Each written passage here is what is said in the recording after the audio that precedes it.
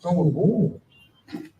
But when you are stubborn in that area and your comportment to the others are good, you can say, look, the boy is intelligent, the lady is intelligent, and lead them families, not only the political position, let's say, or lead to central administration, or recommend the board to work in an office. Even though it's difficult to be good for, but you have to be professional. We saw a lot of things here being a sucker. All of them bullying us, all of them clapping for us. You don't come from Kutu market. Or you don't went to Abidjan supermarket to buy goods. Why are you sweating on a loan? You say you're from a loan. You always spend money at supermarket. Anything that doesn't concern you, you put yourself in like your mother, your parents are making force. In this time with your mother. When your father curses you, it will affect you. When you support your father, when your mother curses you, it will affect you. You know that? Be the one to say, Mama and Papa, they think your thing is wrong. But don't tell sir. My majority of you, including even my officer, the sir, whether I start to work. But I told him, I said, look, with all this, if I saw you insulting any of the other people, I will sack you. Because I don't want to injure your future. They don't love each other, this country, and one country. And we will build it with understanding and respectability. The impacts are happening at the wrong place too. Normal thing at the legislature, that's the whole amount of the day, you go or you come. When you're not covering your district, you'll be elected. You were elected by votes of electors. The majority of body here. Even though yes, the constitution is respected, we agree. Let me say you an example. India case. When India were murdered allegedly at Cinco to hence William and his wife resident, they only saw the road hanging on India. But nobody could establish that it was Henry William, neither the wife, because there was no trace. They brought pathology. All they know is they want to get died. Whether she herself committed suicide by hanging herself for some reason, nobody knows. So the court found it difficult to convict Henry Williams.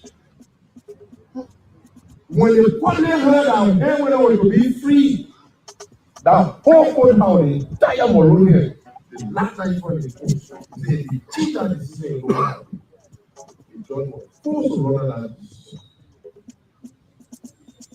We went against the constitution, right? Because when we deal with masses, the majority will prevail. The man is abused. Lord, let them, Lord, let them, Lord, poor people, Lord, not poor people. All of you are saying here, it is referred to as a lawless people. The one of one is making for the day. You can't say, well, the people and law abiding will vote with them. The government has to run. Government will not wait for minority to run. The time when they have business, they say it will be one. Because if any attempt for the Senate to close, it will be the whole government like that. What is going on? What is this thing? People don't understand. I have come in this open manner to tell you that the bag will be bad. So, for your respective process, tell them the thief, they think a lot of the fee. You and your colleague don't work together. The issue of committee or community. You have to have a committee. I will show you I'm going to a committee. So, my body, I'm going to a committee. No committee can appear wherever somebody say the committee now work. I'm saying here. So, gentlemen, you're not in peace. Those of you that may scare me away when you see me going to my office, I'm there, I put that on boyfriend. Come close. You'll be a problem instead of a person. You boys should be the one to solve the problem. Because when you go to your boys, if a boyfriend, if I want to see you, you men, the way they treat you, when you go there and do this, you'll be scared of you. Because you want to get it that will let you. You don't want to make peace. This country will not continue to remain in the kind of fragile state. So that unites the Lord Israel. Having said that, I call you because I have worked with somebody for more than 20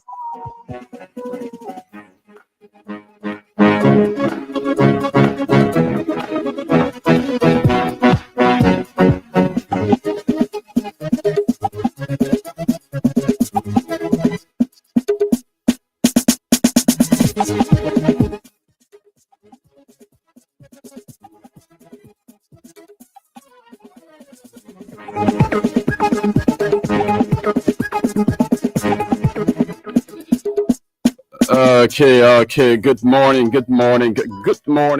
wherever you are and whatever you are doing. Welcome.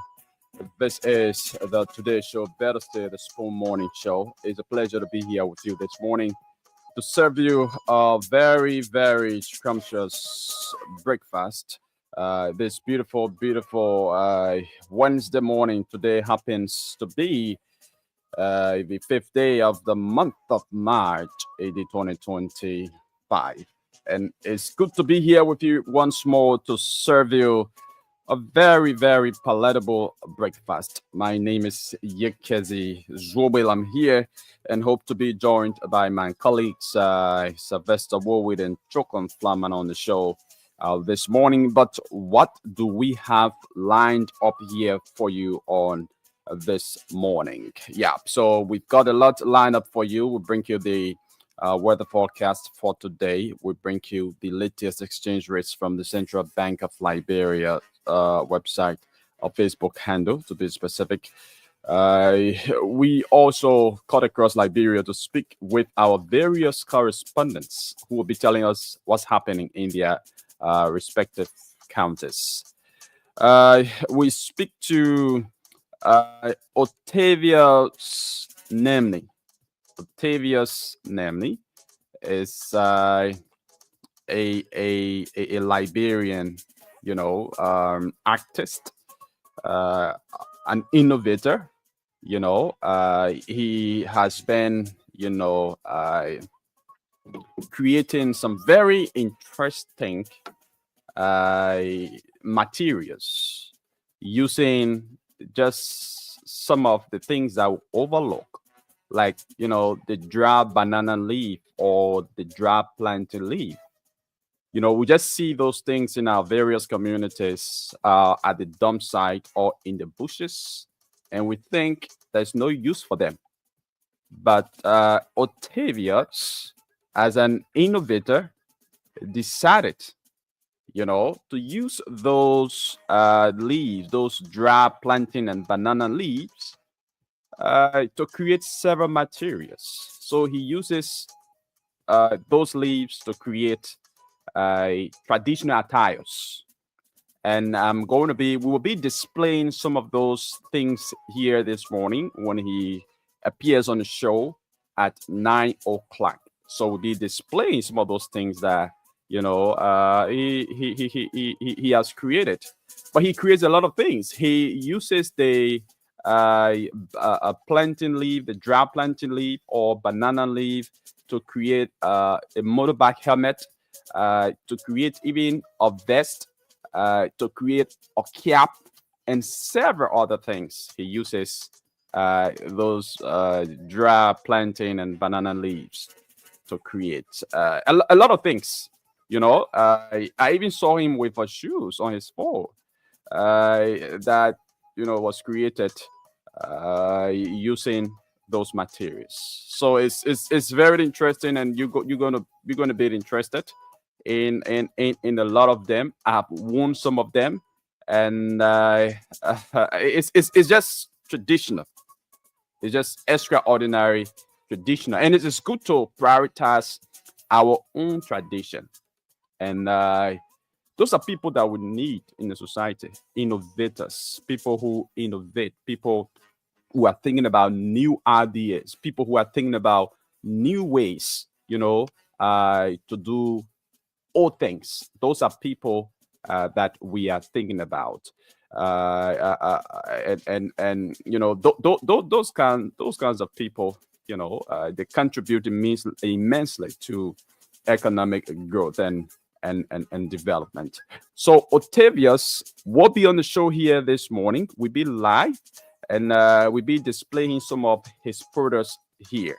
And if you're interested, I know you'll be interested once, especially for those of you watching Spoon TV Live. I know a lot of you will be interested once they are displayed on the screen. And, you could just contact him to get some of those things purchased. So he's our guest here at 9 o'clock. We rumble through the local dailies to know what's happening in the print media as well.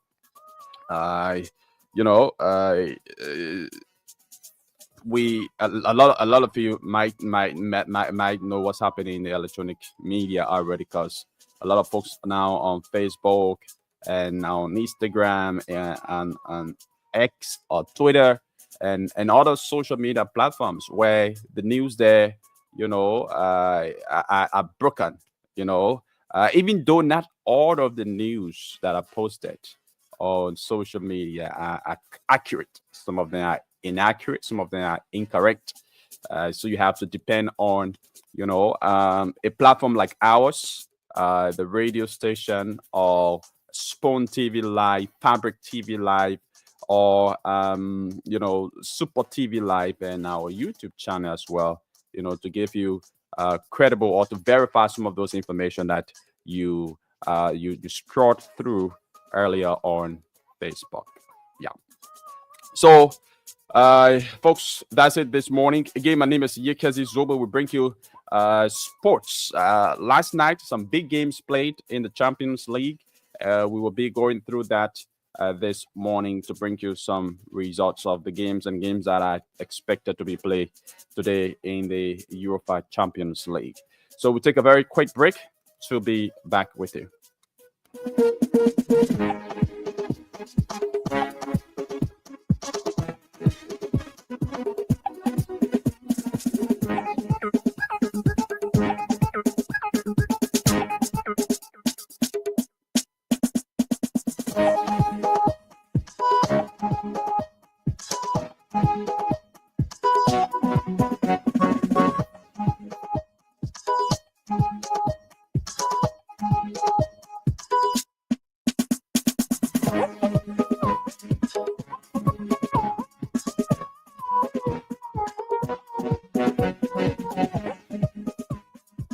Okay, a pleasant welcome back, and let me say good morning to all of you watching us live on Spoon TV, on Super TV, Fabric TV, and via our YouTube channel. Good morning and welcome. Today, according to the weather forecast, we're going to have a nice weather with times of clouds and sun. So we're going to have a nice weather this morning with times of clouds and sun. That's according to our weather forecast. Precipitation is predicted at 17%. Thunderstorm is 1%. Rainfall is just 0.000 inch. Yeah, so that's the weather forecast today.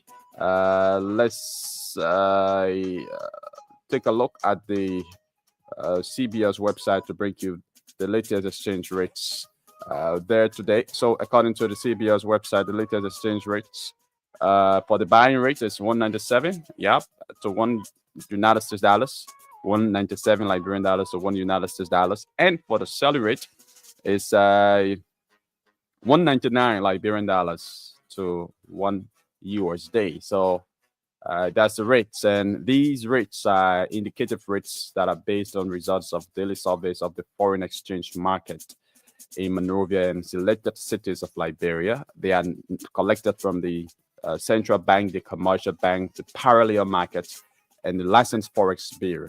They are not set by the central bank of Liberia. Now, quickly, into the passion of live sports, beginning with local sports. There's a release from the uh, Liberia Football Association that says the Liberia Football Association extends condolences to the Namibia Football Association. Okay, just hold on a little bit. Let me lower this theme song. Okay, yeah. So the Liberia Football Association extends condolences to the Namibia Football Association and the entire football community in Namibia on the loss of its General Secretary, Charles Siyuya. This sad event occurred on Monday, 3 March, after he was admitted to the hospital. Mr. Sayuya was among the participants of the recently concluded CAF General Secretary's Leadership Workshop in Cairo, Egypt, an event also attended by Liberia Football Association's General Secretary, Emmett Creighton.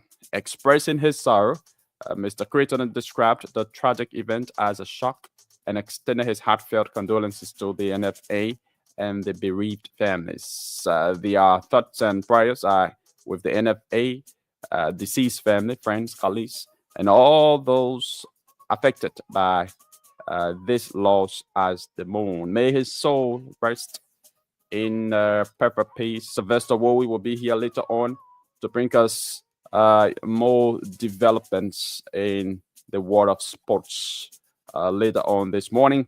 But let's go to international sports this morning to look at some fixtures for today within the Champions League, the Europa Champions League, and some very big fixtures were also played yesterday evening. So we'll bring you results from fixtures played on yesterday evening. So Club Brugge took on Aston Villa yesterday at 5:45, and of course that game was played in the backyard of Club Brugge, and the game ended 1-3 in favor of Aston Villa. So Aston Villa defeated Club Brugge on 2 goals margin, three goals to 1.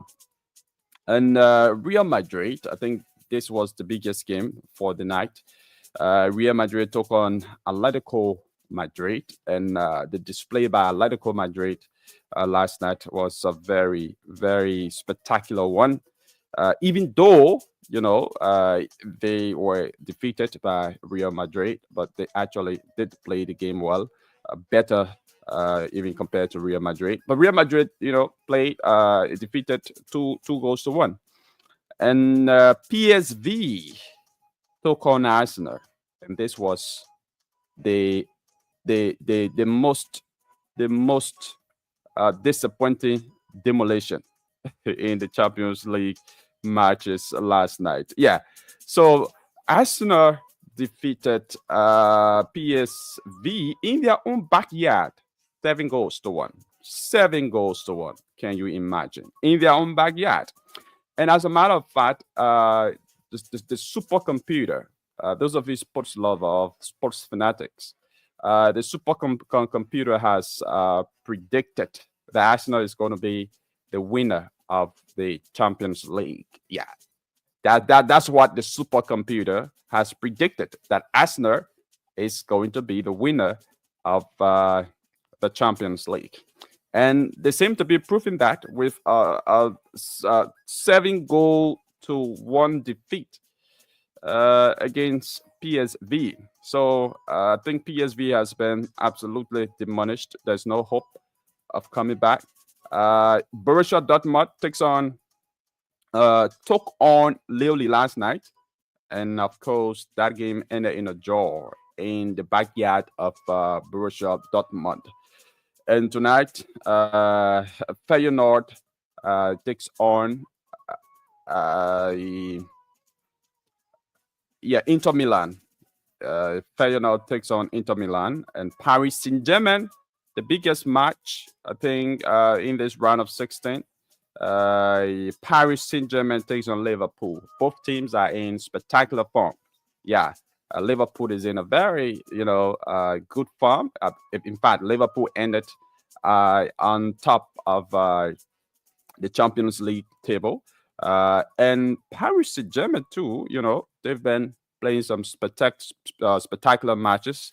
They've been scoring a lot of goals of recent. So it tells you that they have a good attack, good defense, good midfield, and everything. So this game is going to be something expected to be competitive, and any of the two teams could, pop up as winner. Even though the coach of Paris Saint-Germain has said that Liverpool has a slight edge over them, but they still believe that they can defeat Liverpool on today. Yeah, so so that's it. Also, Bayern Munich takes on Bayer Leverkusen. Yeah, on today at 8 o'clock, and of course Benfica and Barcelona play on today at the same time. So yeah, those are matches expected today in the UEFA Champions League. Yeah, so folks, that's it for sports, and now we will take a quick break. We'll come back. We got across Liberia to speak to some of our correspondents, but just before we take that break, don't forget, today is Wednesday, and today is the jackpot. It's the biggest jackpot on Spawn, 107.5, and on the Today Show. So you want to play the radio entertainment game today and walk away, win for yourselves 20,000 Liberian dollars and 100K. Yeah, so once you play today, you win for yourselves. You stand a chance to win 20,000 or 100K.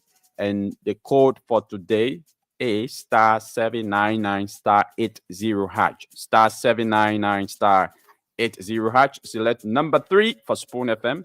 Choose how to pay the playing fee of 70 cents or 100 Liberian dollars. Once you do that, you automatically enter the draw and you stand a chance to win for yourselves 20,000 Liberian dollars. 7 persons will win 20,000 today on Spoon FM, and of course, 1 person will be walking away with 100K, 100,000 Liberian dollars. So it's a rapid draw or a lottery.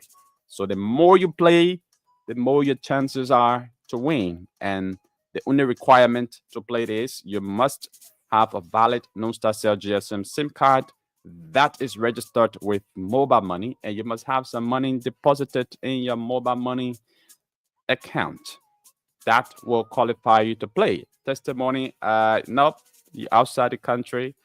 I don't think non-star works outside the country. Yeah, so if your non-star SIM card works outside, I believe you're in Germany. So if your non-star SIM card works there, well, you can play, but I don't think so. So it's not for those outside the country. So yes, that's it. Star 799 star 80 hash. Star 799 star 80 hash is the code. Once you dial that code, it takes you to the payment of the playing fee. The playing fee is 200 Liberian dollars or $1.50 US. So once you pay that playing fee, you enter your mobile money PIN, you automatically get into the draw and stand a chance to win big money here on the show.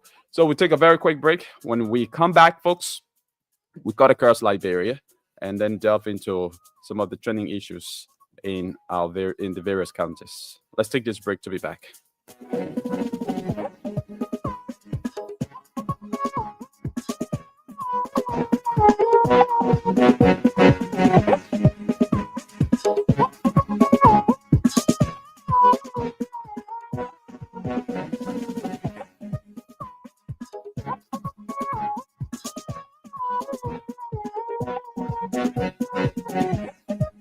Established that Siafa Boyman, Robert Blamo Jr., and Bobby Wentworth, who were victimized during the process, when the Kino were capsized on the St. Paul River on October 17, 2020, it was established that Siafa Boyman got drowned. His body was discovered. His body was identified by eyewitnesses based upon the clothes that he was wearing. But the other two bodies, in person of Robert Blambo Jr. and Barbara Blackwell, we did not find them, or we have not discovered, or who know the whereabouts of the person. So, in accordance with Chapter 25 and Subchapter 25.3 of the Civil Procedure Law of the Republic of Liberia, with caption from our investigation conclusion, it was natural disaster. The missing boys, as the investigator rightfully said, one person has been identified, and the body that was retrieved was carefully analyzed. There were no body parts seen to be missing, which would have indicated some ritualistic activities around it. The corpse was intact. The shoes were still on the feet. The clothes were still on the body that was recovered, and that matched with the eyewitnesses who were on the scene from both ends of the river, where he left his motorbike and boarded the canoe. So when the body was recovered, they were able to identify that yes, this was one of the people who did get on the canoe. So one person has been declared dead, and two persons missing in accordance with the law until we reach a period of 7 years. If we do not find or hear from them, then at that point in time, then they can be declared dead. But for now, the other two are declared missing, and there's no criminality established so far in this case.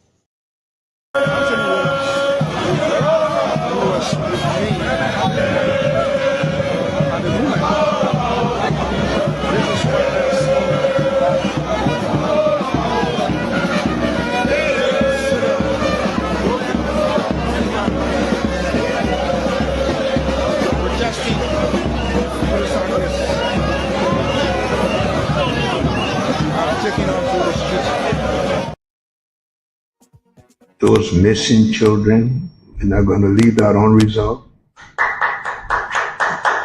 The missing 16 billion, we're not going to leave that unresolved. We're not going to leave anything unresolved. We want to know what happened. Let the public know what happened. So no intimidation, nothing going to work with us.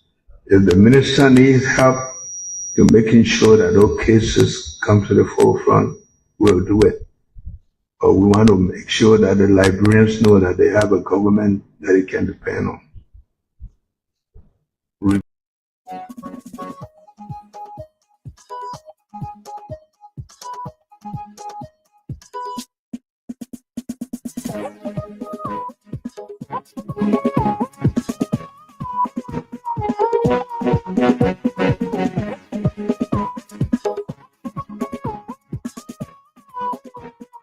Pleasant welcome back. This is the Today Show right here on Spoon 107.5. Better still, the Spoon Morning Show. We're coming to you live from Odious Congo Town in Monrovia, Liberia. So we, should have spoken with our Bapulu County correspondent and our Bone County correspondent this morning. Yeah, but it seems networking those locations are very terrible. So we are in getting them. Yeah. So we switched to some of the trending issues in Liberia. So as you may know, of recent, the majority bloc headed by Richard Nangbe Korn, they held an election to replace the Liberian representatives at the ECOWAS Parliament, Samuel Enderts, Muhammad Briggs Mensah, and that of Tawongbe of Nimba County. So they were, however, warned against doing that even before taking the action.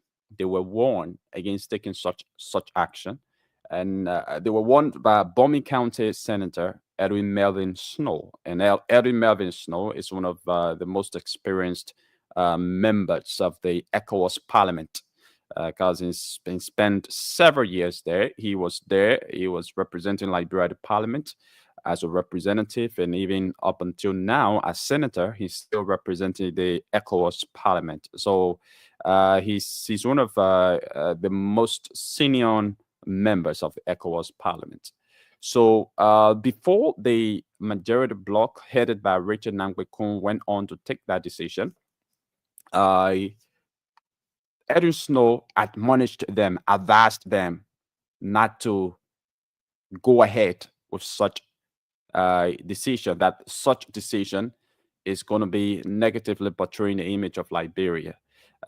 He went on to say that we should watch our dirty clothes right here in Liberia, not outside Liberia. And he said, even if they take that decision, it will not work, because the laws or the rules governing the ECOWAS Parliament does not call for that. But I have an excerpt here of Edwin Melvin Snow when he said that, because as it appears now, things seem to be falling on the side of things seem to be going the way Edwin Snow said that they were going to go. But let's listen to Edwin Melvin Snow. First thing I'd like to say is to appeal to members of the House of Representatives to let's wash our dirty clothes in Liberia. Let's not take our dirty linen outside Liberia. The ECOWAS Parliament, the workings of the ECOWAS Parliament is different. The working of the ECOWAS Parliament is not controlled by and the working of the ECOWAS Parliament is based on rules, not rules set aside for Liberia. It's general rules set aside for all member states.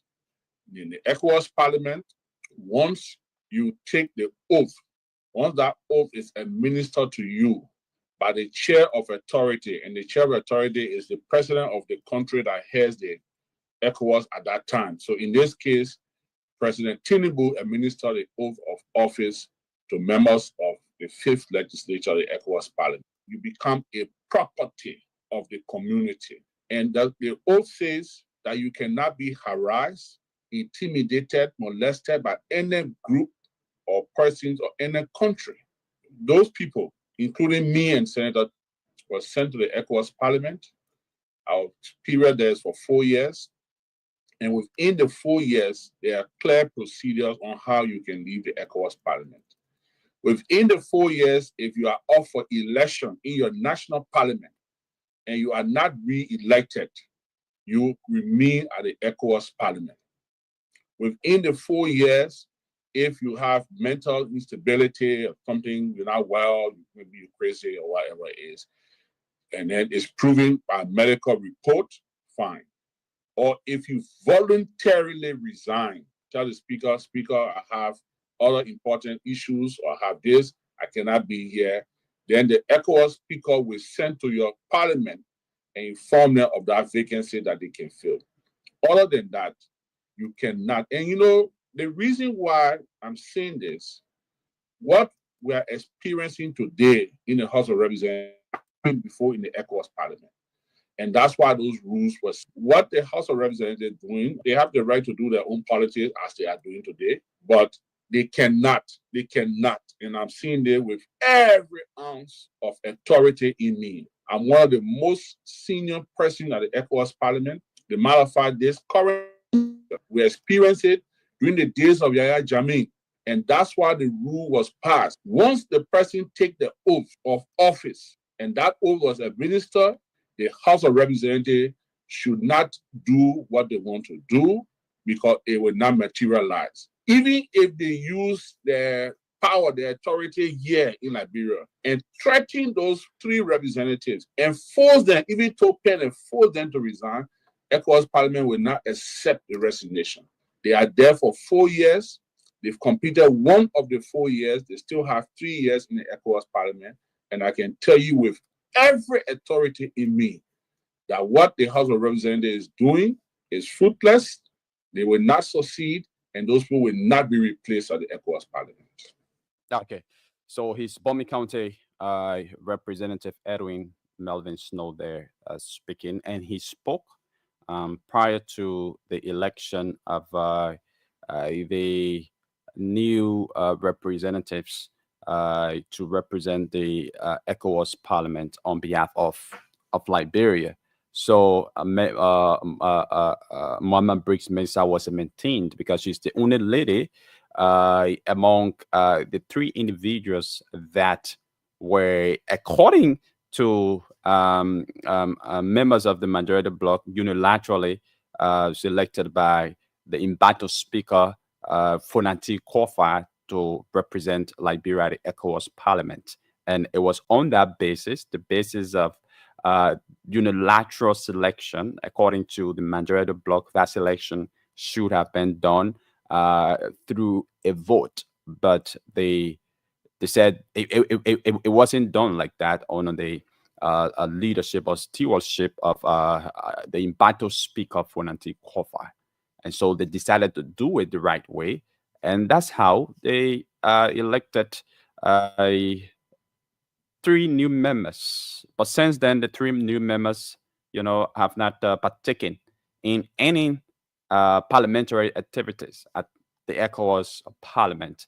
As we speak currently, the three old members of the Parliament, the three representatives that were allegedly unilaterally selected by Fonanti Kofa, the embattled speaker, are currently in Nigeria participating in ECOWAS Parliament activities. And we've seen pictures of them being displayed, the flaunting pictures of themselves, on social media, as well as Edwin Melvin Snow also posted pictures of he and the three ECOWAS representatives from the lower house in Lagos, Nigeria, partaking or attending ECOWAS activities there in that West African nation.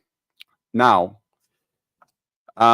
we are getting information that the ECOWAS Parliament, during its parliamentary seminar in Lagos yesterday, debated on this particular issue that was presented by Bomi County Senator Edwin Melvin Snow regarding the recent actions taken by the majority bloc to recall the three members from the lower house representing the Liberian delegation at the ECOWAS Parliament.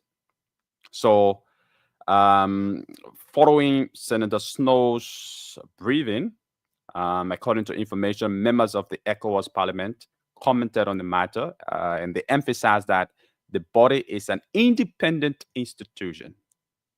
ECOWAS is an independent institution and cannot make decisions that would contravene its established laws and procedures. However, there was no exact decision taken.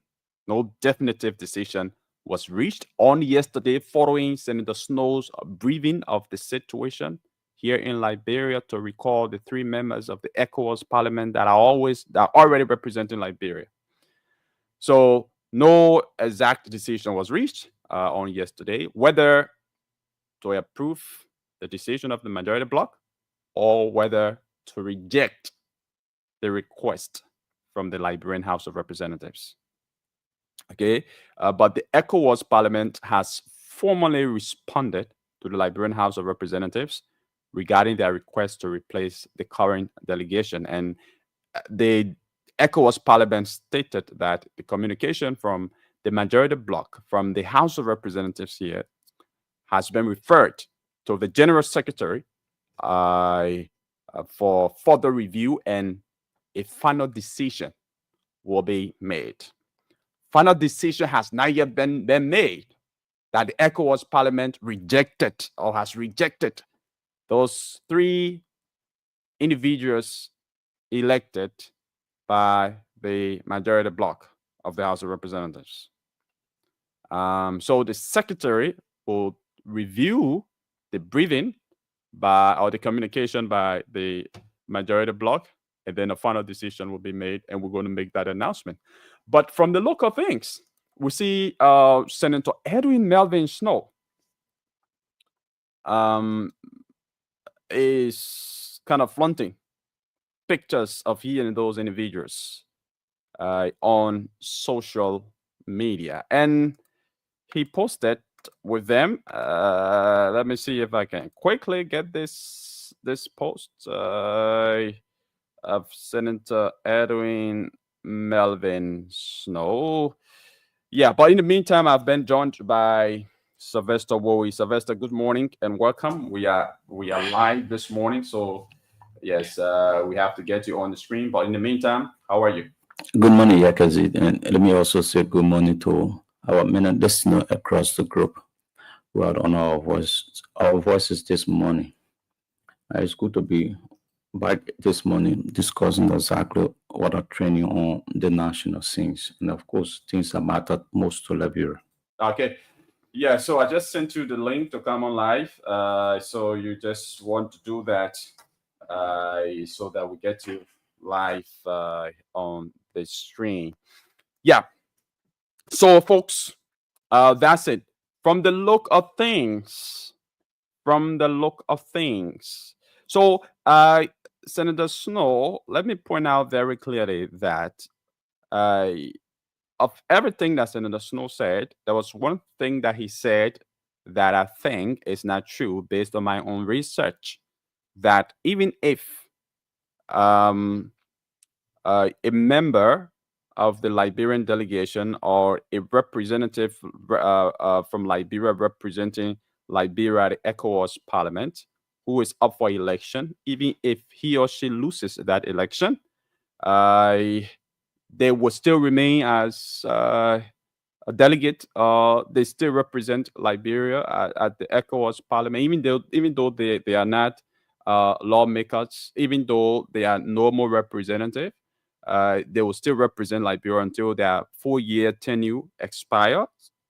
Well, based on my research, that is not true. That is not true. Based on my research, that is you can't be outside the Liberian Parliament, the legislature, and then still representing. So once you are not there, you're going to be replaced. Once you are not elected as a representative, you can represent Liberia at the ECOWAS Parliament. You can't. But as it relates to, all of the other things that he said, where okay, Sylvester, welcome again. So yeah, so where you have to voluntarily resign, or once you take your oath of office, I mean, you cannot be recalled just like that by your parliament, because you've already taken oath of office. The only way you can be recalled may be based on maybe proof of mental illness from a credible medical facility, maybe death, maybe due to some form of illness that might have paralyzed you, or that might have that will make you not able to perform or execute your functional duties to represent your country at the ECOWAS Parliament. All of those are true. So we look forward to see how this is going to play out.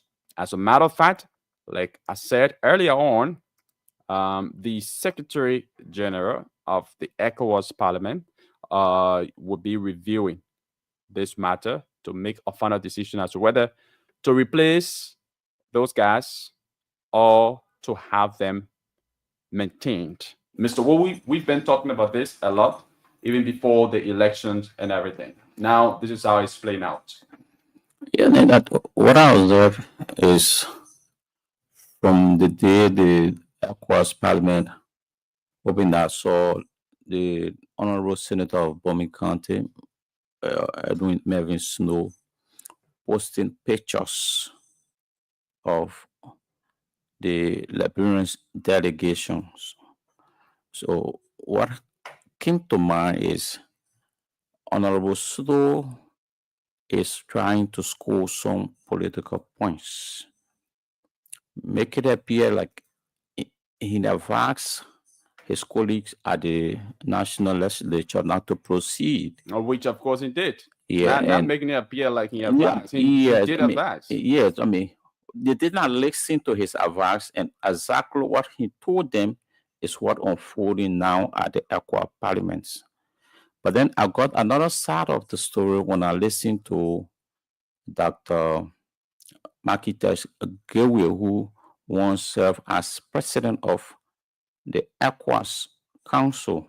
And he said, look, the first thing that's going to happen is now the Imbato Speaker Fonati Kofa remains the Speaker of the Republic of Liberia until he resigns or those necessary things are done by the so-called majority bloc. So now that Richard Kuhn is the recognized speaker in Liberia, whatever recommendations that come from Richard Nagbe Kuhn as Speaker of the House of Representatives, Republic of Liberia, sent to the ECOWAS Parliament, it will be reviewed. And after the revision of whatever communication that comes from the majority bloc speaker, it will be decided on. It's not like ECOWAS is going to reject what is coming from Liberia because he's recognized as a speaker currently in the Republic of Liberia. So what is going to happen is it will be reviewed. And it is on a revision right now. Okay, so when I saw a post yesterday from folks that look, whatever that comes from Liberia will not be recognized by the ECOWAS Parliament until Fonati Kofa resigns or he's replaced legitimately. I want to agree with them to some extent because we can't have two speakers in one country. One is recognized, and currently the country is being embarrassed by this issue of two speakers. We saw the visiting guests, and even the former president refused to recognize Richard Nagbe Kuhn on Armed Forces Day celebration, or doing this Armed Forces Day celebration. We even saw that from the visiting Sierra Leonean president. He also refused to recognize Richard Nagbe Kuhn, even though the controversial speaker attended the inauguration of the new Ghanaian president as Speaker of the Republic of Liberia, where we also have His Excellency Joseph Yuma Boakai. I think it's a kind of embarrassing situation that needs to be resolved here, because we can't have people also trying to score, I think, a political points at the expense and integrity of their own country. Yeah. Okay, so folks, don't forget the biggest jackpot is on your radio. Start 799 *80# is the code for today. Dial the code and you stand a chance to win for yourselves 20,000 Liberian dollars or 100K today. Yes, this is the the biggest jackpot of the week. So that's star 799 *80#. You pay the playing fee of 200 Liberian dollars or $1.50 US, and you enter your mobile money PIN to automatically get into the jar. Now, moving forward, folks. Now, so there was a team of foreign investigators who the government decided to bring to assess the fire, the Capitol building fire incident. All right, and apparently, the government did that, to bring about some credibility into the process of the investigation of the fire incident, because right now, once the government releases any findings from their investigation, maybe the police when they, release any fundings, I mean, it's going to be politicized. It's going to be politicized. So apparently, the government decided to bring foreign investigators to assess or to examine the situation. They gave their own say about this, the incident, at least to give it some level of credibility. So the Fire Rescue Alliance, that's the name of the group that came, they have concluded that the incident in December last year at the Capitol building was an act of arson. So they've agreed with the Liberian National Police that the incident was an act of arson. And as a matter of fact, they have completed their own investigation. Yeah, I understand. I saw Sam Collins posted pictures of them returning, and the pictures were taken at the Roberts International Airport. So they were they boarded the flight yesterday, and they have departed the country. So they concluded their investigation yesterday, and they consented with the Liberian National Police finding that the incident was an act of arson. And they even went on to say that the incident was intentional. Intentional. They say it was an act of arson and it was intentional. And of course, I mean, it's just redundancy because arson is something that's intentional. Yeah.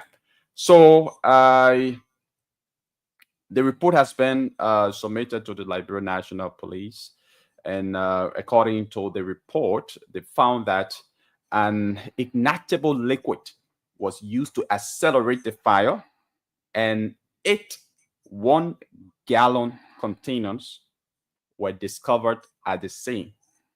So continuous gallons were discovered at the scene of the incident. Gallons were discovered there. So they also found that an ignitable liquid was used to accelerate the fire. Yeah. And the investigators ruled out electrical causes, and it suggested that the fire was deliberately set near the speaker's podium. That's what it said. So the authorities now in Liberia are now working to identify those responsible, with the LNP forwarding several individuals to court. And the Monrovia City Court has allowed the trial to proceed against defendants Thomas Etheridge and Eric Sisse, citing sufficient evidence for prosecution. So that was the funding from the foreign investigators, not Liberian investigators, foreign investigators.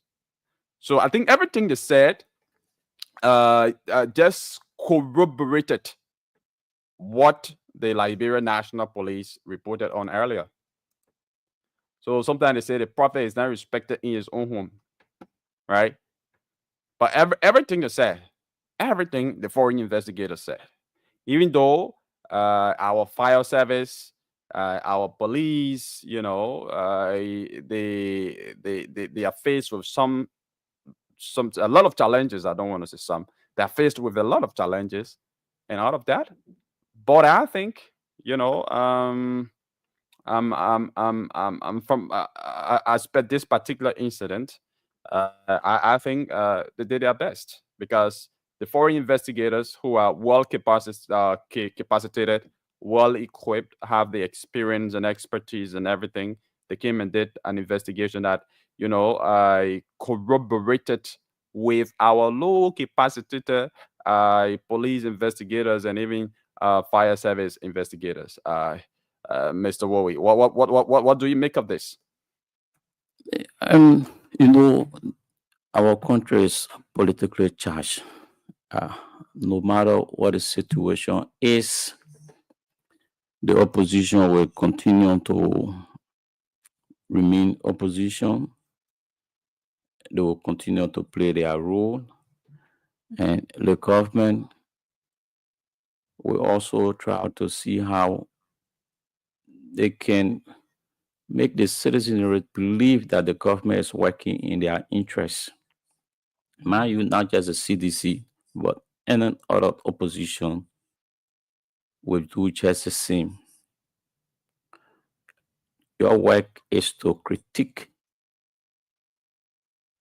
the sitting government, put their feet to fire to make sure the right things are done to advance the country. And in some instances, the opposition will feel, look, if we sit and allow the government to score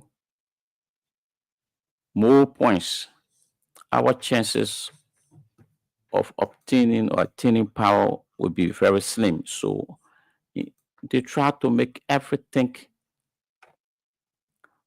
ugly for the government, just paint it black. When the police and the Liberian National Fire Service came out with these reports, the first thing was they are not capacitated to that extent.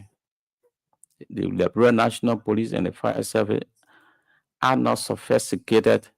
They don't have the equipment to determine arson or electrical fault. So now we brought in the foreign aspect. These experts are telling us exactly findings from the Liberian National Police and the Fire Service are indeed true. In fact, added on to some of the things that the police and the fire service did not say, that the action was deliberate and what the police will do now is to gather their facts and file it to court because the matter is already before the court.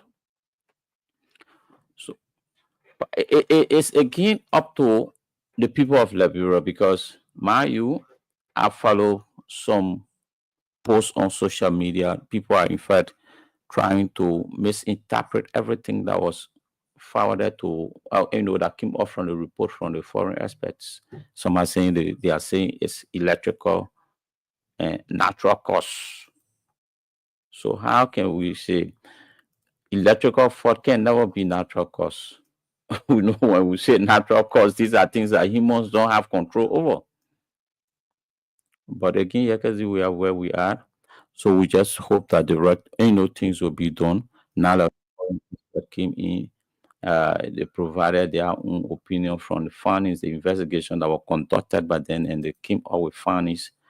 And let's see how these findings will help to bring the perpetrators or the would-be perpetrator of the burning of the capital building that is going to cost the Liberian government millions of dollars to repair or renovate. Okay, and quickly before we go to the lines, folks, I saw the backers, motorcyclists are still protesting. So they said they will continue to protest until every Monday. Every Monday. But we saw them protest yesterday as well. Mm-hmm. Yeah. So they said that they will continue to protest until this ban imposed on them plying the major streets of Monrovia can be lifted. That's what they have said.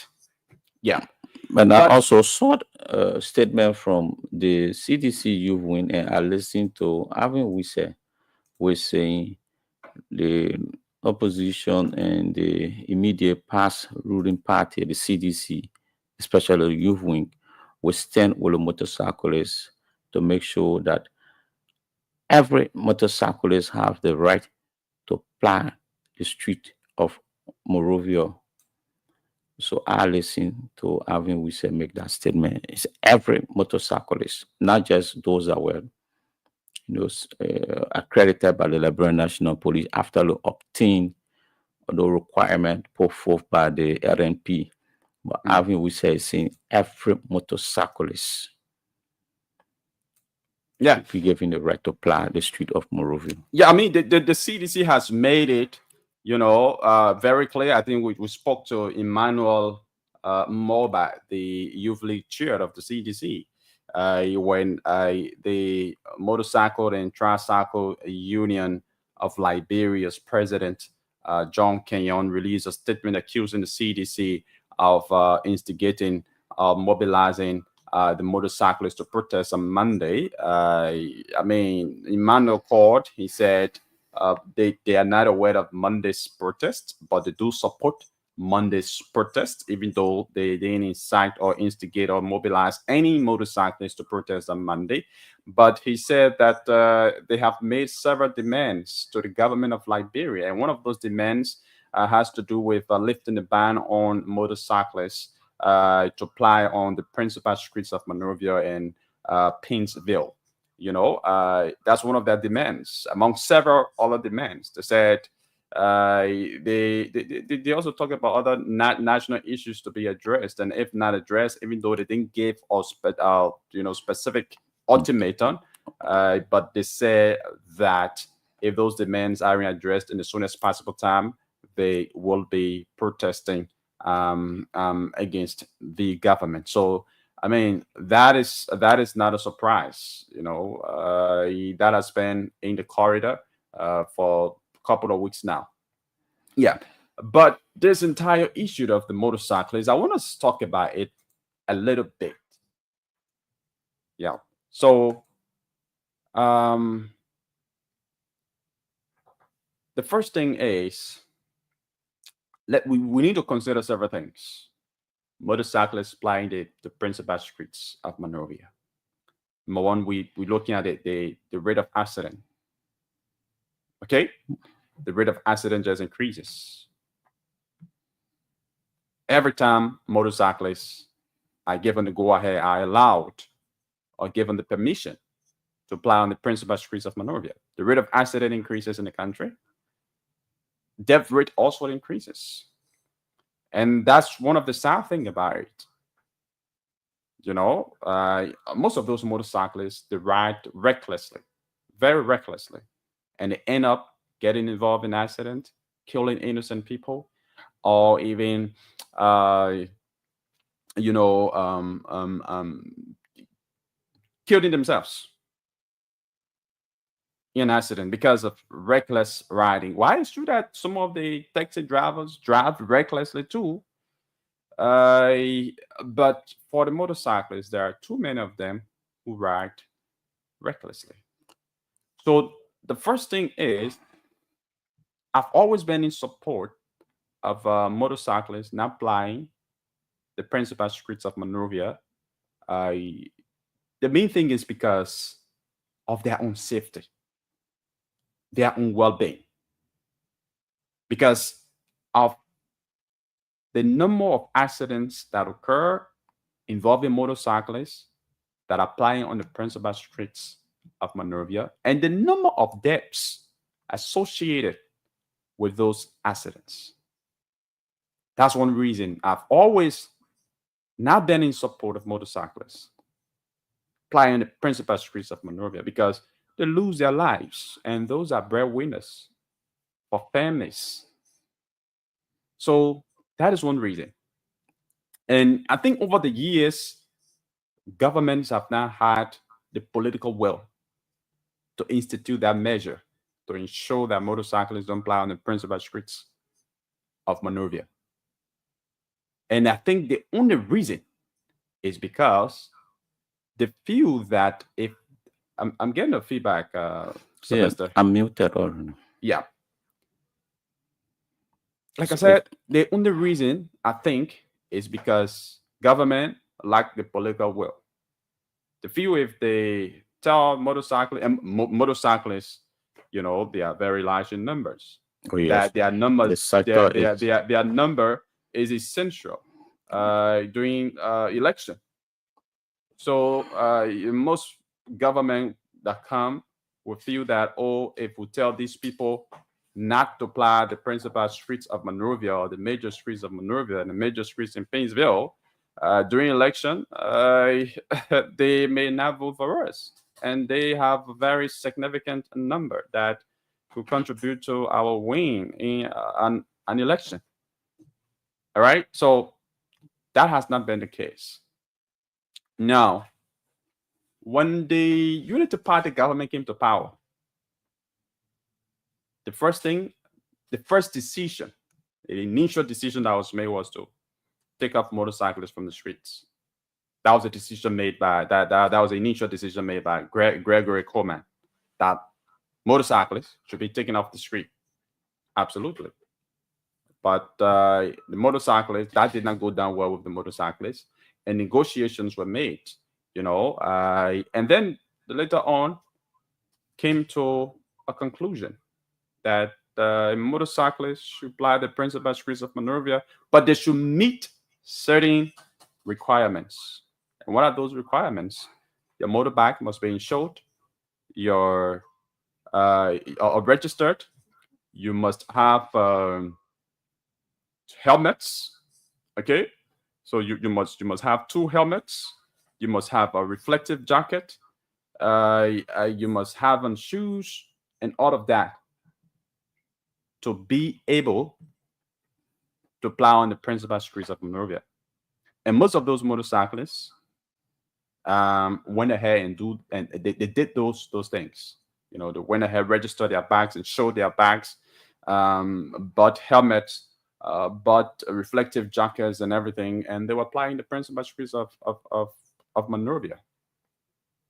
Okay, and quite frankly, they spend a lot of money to do that, to insure the bags. Some of them said they spend over $200 just to do insurance. They spend over $200. So if you add on the helmet, the money that they use to buy the helmets and other things, they spend a lot of money to do those things. Now, an incident occurred in that town where a motorcyclist was hit by a truck and died instantly. And motorcyclists around got angry and they instigated violence, demolishing or vandalizing checkpoints of officers of the erected by officers of the Liberian National Police. And that brought us here to this decision today that motorcyclists must not ply the major streets of Monrovia. Another thing I want to look at is the enforcement of this particular policy, because usually the police will come up with the policy, our government will come up with the policy, but to enforce it now, it becomes quite another thing. No motorcyclists should ply the major streets of Monrovia. But then as time goes by, after maybe the police officers are deployed for maybe 1 month, 2 months, or 3 months, and they are taken off those various checkpoints, we still see motorcyclists going back on the main road to, ply the major streets, violating, and we see nothing being done to them. So there are several things to look at here about this entire issue. What I do think is, before taking off motorcyclists from the major streets, I think one of the important things the government needs to do is to put more public transportation buses on the road. Because in the morning, go on the main streets and see how people are standing there waiting for vehicles. In the evening, go there as well and see how passengers, you see how citizens after work, just wanting to maybe sit in a vehicle or maybe sit over the back to go straight to the house and rest. Go and see how they are standing for several hours waiting for cars to sit in to go to their various houses. That can be tiring, that can be boring, and I don't think that too is good for the citizens. So if the government is taking such decision, I think they need to work on those things. We need a lot of buses on the road to transport citizens. We can have citizens after work or whatever they do, standing on the road for long hours. I had to walk. One of our staff here, Asila and myself, we walked from all the way 20th Street here the other day, from all the way 20th Street in St. We walked from 20th Street all the way here at the ministerial complex where Spoon FM is located, only because there was no vehicle to bring us. There was no motorbike along the road to bring us. So we should also be looking at those things, not just to come out to say, we want motorcyclists to apply the principal streets of Monrovia. We should also be looking at some of these implications. Sylvester. Yeah, because let me first agree with you when it comes to the issue of lack of political wills by the government, not just this government, past government as well. We know the early regime had this no-go zone, and Gregor Coleman, the current police director, was the last police RG on the United Party-led government headed by former President Ellen Johnson Sirleaf. And we had this no-go zone.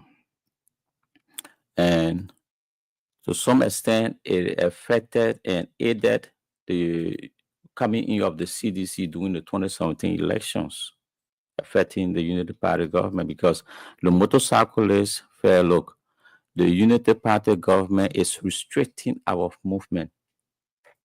But in every society and organizations, we have rules and policies to govern that sector.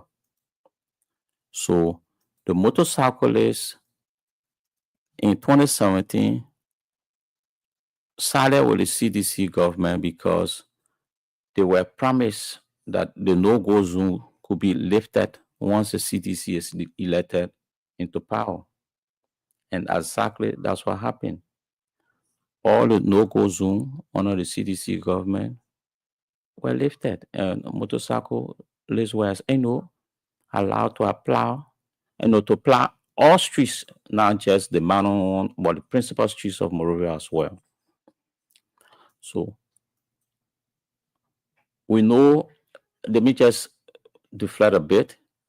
Even the marketeers, the CDC government decided to relocate the red light market to Ominga. What happened when the election was drawing closer, because of the threats from the marketeers that they were going to vote the CDC out, the restriction to get the people removed from red light was relaxed, allowed them to come do their businesses for the festive season, that was a Christmas and New Year, and then they will return. But what? We are already in 2023, the election year or the electionary year. So what the CDC did was, look, let's allow the people stay until the election is over. But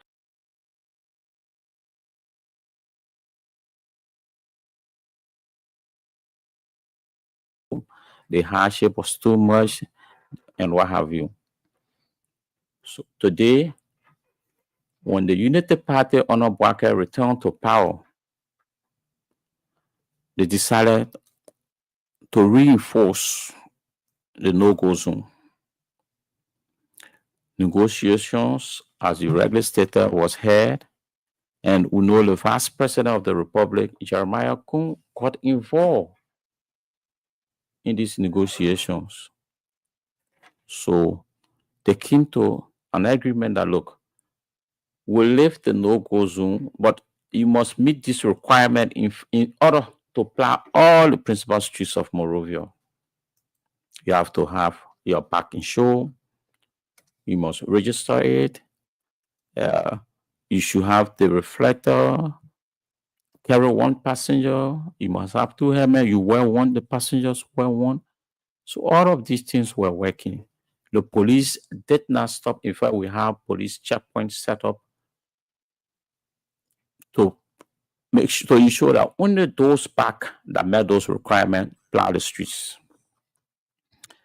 The next thing we saw, violence. A motorcyclist was involved in the violence just around the Sleway Junction, Tucker Bridge, Gabriel Tucker Bridge, and the motorcyclist, as usual, we know this issue of mob violence. One, there's an issue that have to do with a motorcyclist is that you touch one, touch all. So they went on the rampage. After the police, that was very troubling. The police is the first line of contact. So if we have group of citizens who will decide to attack the police because they are unhappy, accuse the police of allegedly being involved with the death of one of their colleagues, so because of that, the motorcyclists went on the rampage, destroying police checkpoint and even chasing after police officers. The police came back to restore law and order, which of course was and is necessary. So in the time being, the police decided to post stop the motorcyclists. Even some of the areas where they were allowed to park, police have post stops to it. So Yakazi let Liberian people give the police and the negotiator time to see how best they can have the motorcyclists return to the street. But again, like they did in time past, they'll have to sit on a round table and say, who should do this and what shouldn't be done and what should be done. But I don't see no hurry because the motorcyclists pay money. That was some of the things they are taking into consideration that, look, this is a million true, we feed our family. But to go on the rampage, chasing after police.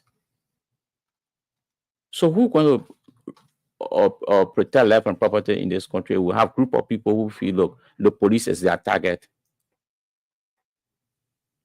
Because I said, troubling again, we saw that scuffle between the armed forces of Liberia and the member of the Liberia National Police. The motorcyclists were like siding with the AFL because the police is now the enemy of the motorcyclists because they are refused to allow them to plow the streets. And nobody now is taking into consideration what happened, the aftermath of that accident, what the motorcyclists did. Okay. All right. So, yeah, that's it, folks. You're listening to the Today Show right here on Spoon 107.5. We be taking our guest in the soonest possible time. It's 2 minutes on the flip side of 9 o'clock. So let's just take 5 calls here before taking on our guests this morning on the show. Call us on 077. Our orange line is down. All right, our orange line is down. So call us on our alternative orange line 0770 417724 0770 417724 555 101075. Those are the numbers to put it through here this morning on the show. Again, 0770 417724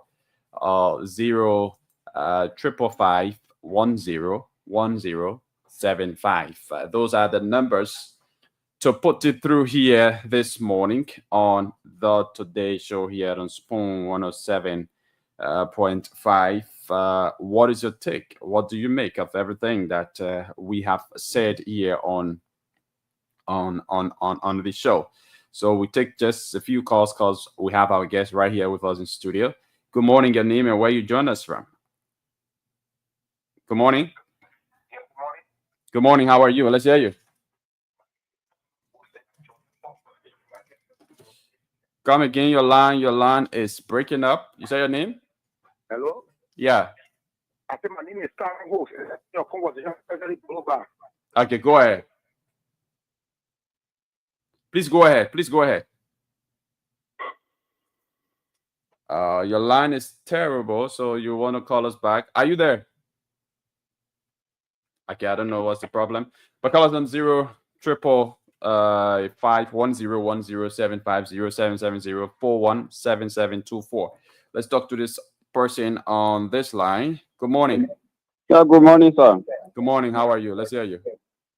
Fine. My name is Sarah Joe calling from Johnsonville. Let's hear you, Joe. Yeah, I think you talking about motorcyclists chasing after police. But I think the police may do something before they start chasing them. So they not just wake up and start running behind policemen. So what did the police do? There should be something there. What?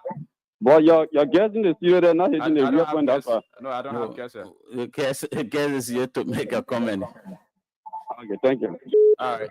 Thank you. Let's talk to this person. Good morning, your name and where you join us from. Good morning. Yeah, good morning, my brother. You know what the has just explained, your guest has just explained, that is 100% true.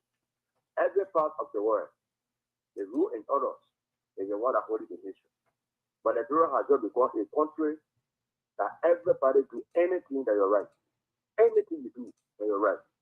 No country can ever be in that form you say your progress. Your progress will be very, very limited. And even the people that are advocating for these people, that they will fly today, they said tomorrow, if they were the one their wishes were broken, today you see them passing around, talking all kind of things. So let's look at a situation where it occurs. How it happened? What would the team? What would the people evolve? What would the action that took place that day? Whether it's necessary for our country, wherever we get out as a nation, let's look at it this way. Thank you. People know fully that this is the way they are doing, they are putting food on their table. They got leadership. You think in this situation like this, they don't have to do leadership? Thank you. Tomorrow, and you lay up to your house, that anything happens, who you calling? The police. Thank you very much. Let's talk to another person. Good morning, your name and where you join us from. Good morning. Good morning. Let's hear you. Your name and where you join us from. My name is Taron Host, and I join you from Kesley Boulevard. Taron, go ahead. Let me say thank you for the show. You see, what they always tell people, Spoon FM is a credible radio station. They discuss the issue lengthily and they discuss the issue on the fact. You see, the problem with the motorcyclists, they are their own problems. The police, they don't stop them from running the streets. They stop themselves. The incident that occurred to slay away there, I was on the scene. When they just lose control and came down and hit the motorcycle, what? The accident. Anybody, the men that wake up in the morning and say, I mean, I could make accident or I could kill somebody. So that why we do to jump on the police and start destroying the Lord, they do with me, the police, the motorcycle shooting couple of shoot. Thank you. Thank you. Thank you very much. Let's talk to this person. Good morning. Your name and where you join us from. Good morning. Good morning. Let's hear you. Yeah, I'm Augustine calling from around the Mega Tower. Augustine, I'm let's hear concerned you. I've been doing the detention people have been discussing. Go ahead. There's an issue that happened for me when I went up to all the incidents. The motorcycles are becoming so arrogant in this country. Why the young people are retiring on accidents? Somebody first accident, you retire your own accident and destroy government property. It's becoming so bad in the country that we don't even know where we are heading. The tension has been going at that time to retire your own world. There could be war in this country at the moment. They are causing more problems for me. I think it's necessary to go all the way for them. So stop them to move from error. Thank you. Thank you so much. Thank you very much. And folks, yeah, we're sorry we could take more calls, but we already have our guests here in studio. So we'll take a very short break. We'll come back. We'll play host to our guests here on the show this morning. This is the Today Show, better still, the Spoon Morning Show. My name is Yekezi Zwobel. Sylvester Wowie is here. We take this very short break. to come back. And for those of you playing the radio entertainment game, I know there's some issue with the network. Yeah, so I do know it's not going through. So yeah, nobody's playing this morning. There's a problem being faced with the network this morning. So yep, once it restores, you can begin playing. So let's take this break to be back, folks.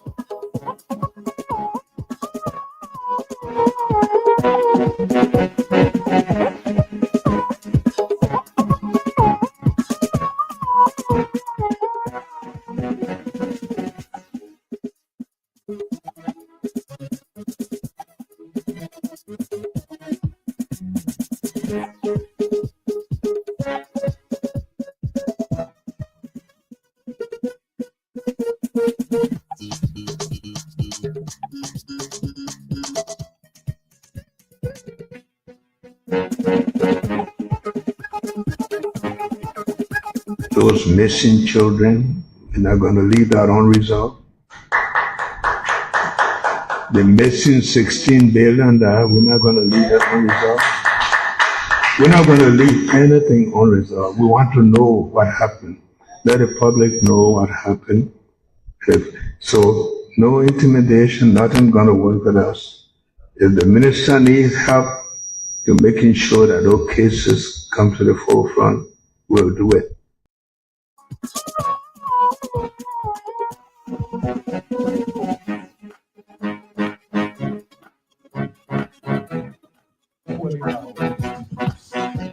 We're drawing people as a delegate to join us. Your behavior will make you to stay here for longer. Because not all the lawmakers are here to be re-elected. Some will go.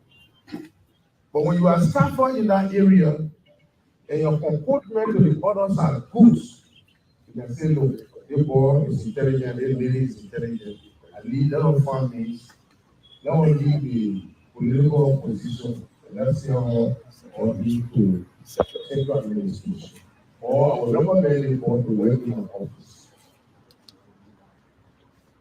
Even though it's difficult to be neutral, but you got to be professional.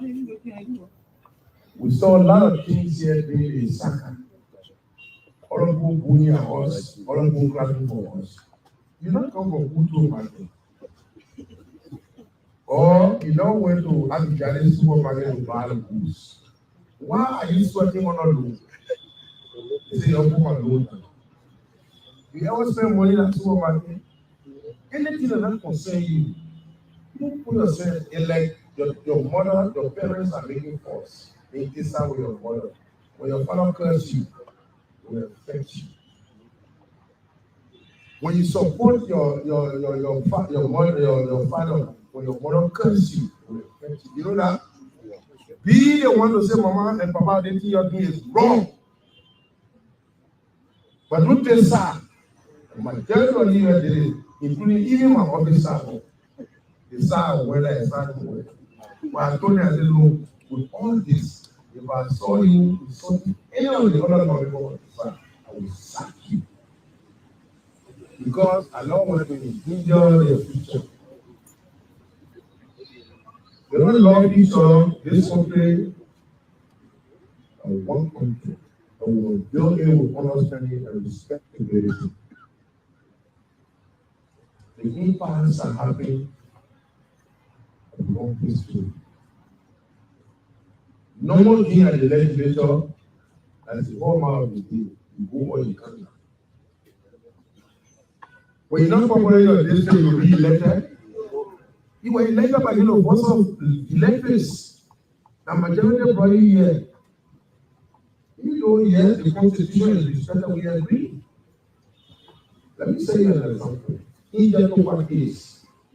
First thing I'd like to say. When Injectoba were murdered allegedly at Cinco to Hens William and the white resident.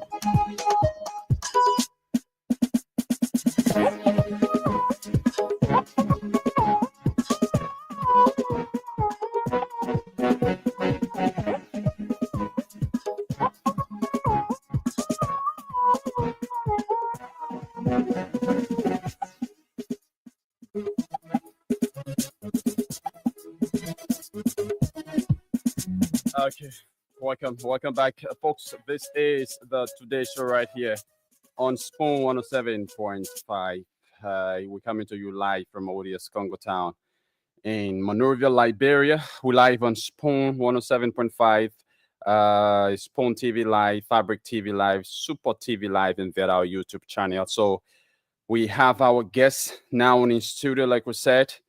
Our guest today is Octavius Nemley. Mr. Nemley is a Liberian artist, an innovator. You know, sometimes we see some things in our community and we think that they don't have use. But once you are creative, once you are innovative, you know, you get to know that those things have use. And that's exactly what Mr. Octavius Nemley has been doing. So for those of you watching, you see this hat? Yeah. So they were all made by him. You know, you see the Kango on the head of Sylvester? They were all made by him. Using what? The drab banana leaf and the drab plantain leaf, coconut leaf fabric. Okay? But he's right here with us in studio to give us more information about, you know, his production. Mr. Nemley, good morning and welcome to the Today Show on Spoon 107.5. Thank you so much. Good morning, my brother. Okay. Good morning, sir. It's good having you on. So firstly, can you tell us a bit about yourself, about your background, and what inspired you, you know, to start creating products like the ones we have on our head? Thank you so much. Yeah, you just want to come closer to the microphone. Yeah. Thank you so much. Like for this great opportunity given to me to stay on your platform, on your stage, because I know this is the world stage. And this is the greatest station in this country as far as I am concerned. So thank you for the opportunity given to me once again. What I want to say is this. The art is an inheritance from my father.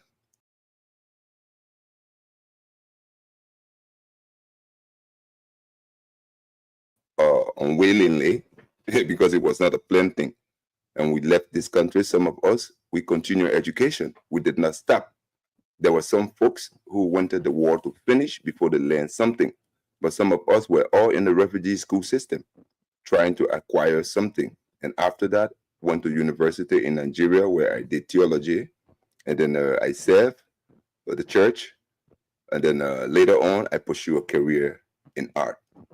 Okay. Yeah. So I went as far back as to the Southeast Asia, East Africa, North Africa to develop my skills in art. I'm an artist, just not fixing art alone, but I do music, I play instruments, I write songs, I do a lot of things about art. All around, I'm a dietitian as well. But my passion was driven when I saw this thing in Ethiopia by 2003. Yeah. I saw it with a young man in Shashamane. Shashamane is the home of Haile Selassie. It's the righteous or holy land of the Rastafarians. So that's where I went to for tourism. And then I encountered this guy who was using the banana leaf as leather. So I stayed with him. Being an artist, I did not learn how to cut a single banana leaf in front of him. I only saw him doing the work. And I adapted the spirit of the work because I know it's something that I can do. If somebody can do it, what is he using? He's using scissors, he's using banana leaves, he's using the coconut fiber, he's using the glue, and that's all. He can give you shoes, sandals, jacket, face caps. I said, I can do that. So I put time into it. It was late 2017 in Nigeria when I started putting attention to it because I got my children there. 2 girls children in Nigeria in the university actually. And then currently, so I was like, let me have time with them. I used to visit. So there where I started doing this in 2017 officially. And then it blew the minds of the people in Nigeria. The Nigerian public was like, wow, what is this? What are you carrying? What is this? So every time I wore them and I go out, people say, is it, what is this? They call me and they ask me. So even a military personnel was very much afraid of my product because he thought it's juju. When people see it, they don't know the thing is herbalist, it's traditional, it's dangerous. So I told myself that I will not stop. Okay. I will not stop. I will continue it because people much more like it. So that is how come I stay behind it until this day, coming to Liberia with it, to be able to apply it in my society, because I know the Liberian people are smart people. If I can bring this back home, I know I bring something. I don't have to bring money to my country. What I have to do is to bring idea, knowledge to my country, to my people, so that we can use this knowledge for a better tomorrow. So since I've been back in Liberia a couple years now, I've been working on this alone. Only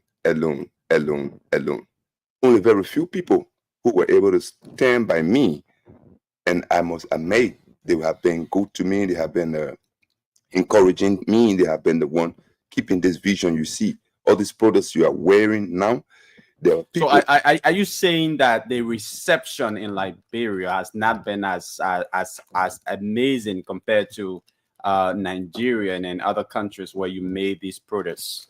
Yeah, anyway, I want to say that the Nigerian society is more vast society. Okay. It's a vibrant one, and the people there, they are business oriented. Okay. So I saw people telling me in Nigeria that this is an industry. This is not just a company. This is an industry in your hands. What are you doing with it? So every time they say these things to me, my heart skip a beat. Boop, boop. So like that, I say, okay, how can I do this industry in my hands? Can I go home? So I came home. I started working here for 5 years now in Liberia. This is the only thing I've been doing. I even taught in the school. I taught in the school, and the children were learning it. And then it was a private school, however. But now I decided to do my own school, personal school, because all the children in Monrovia want to learn this work.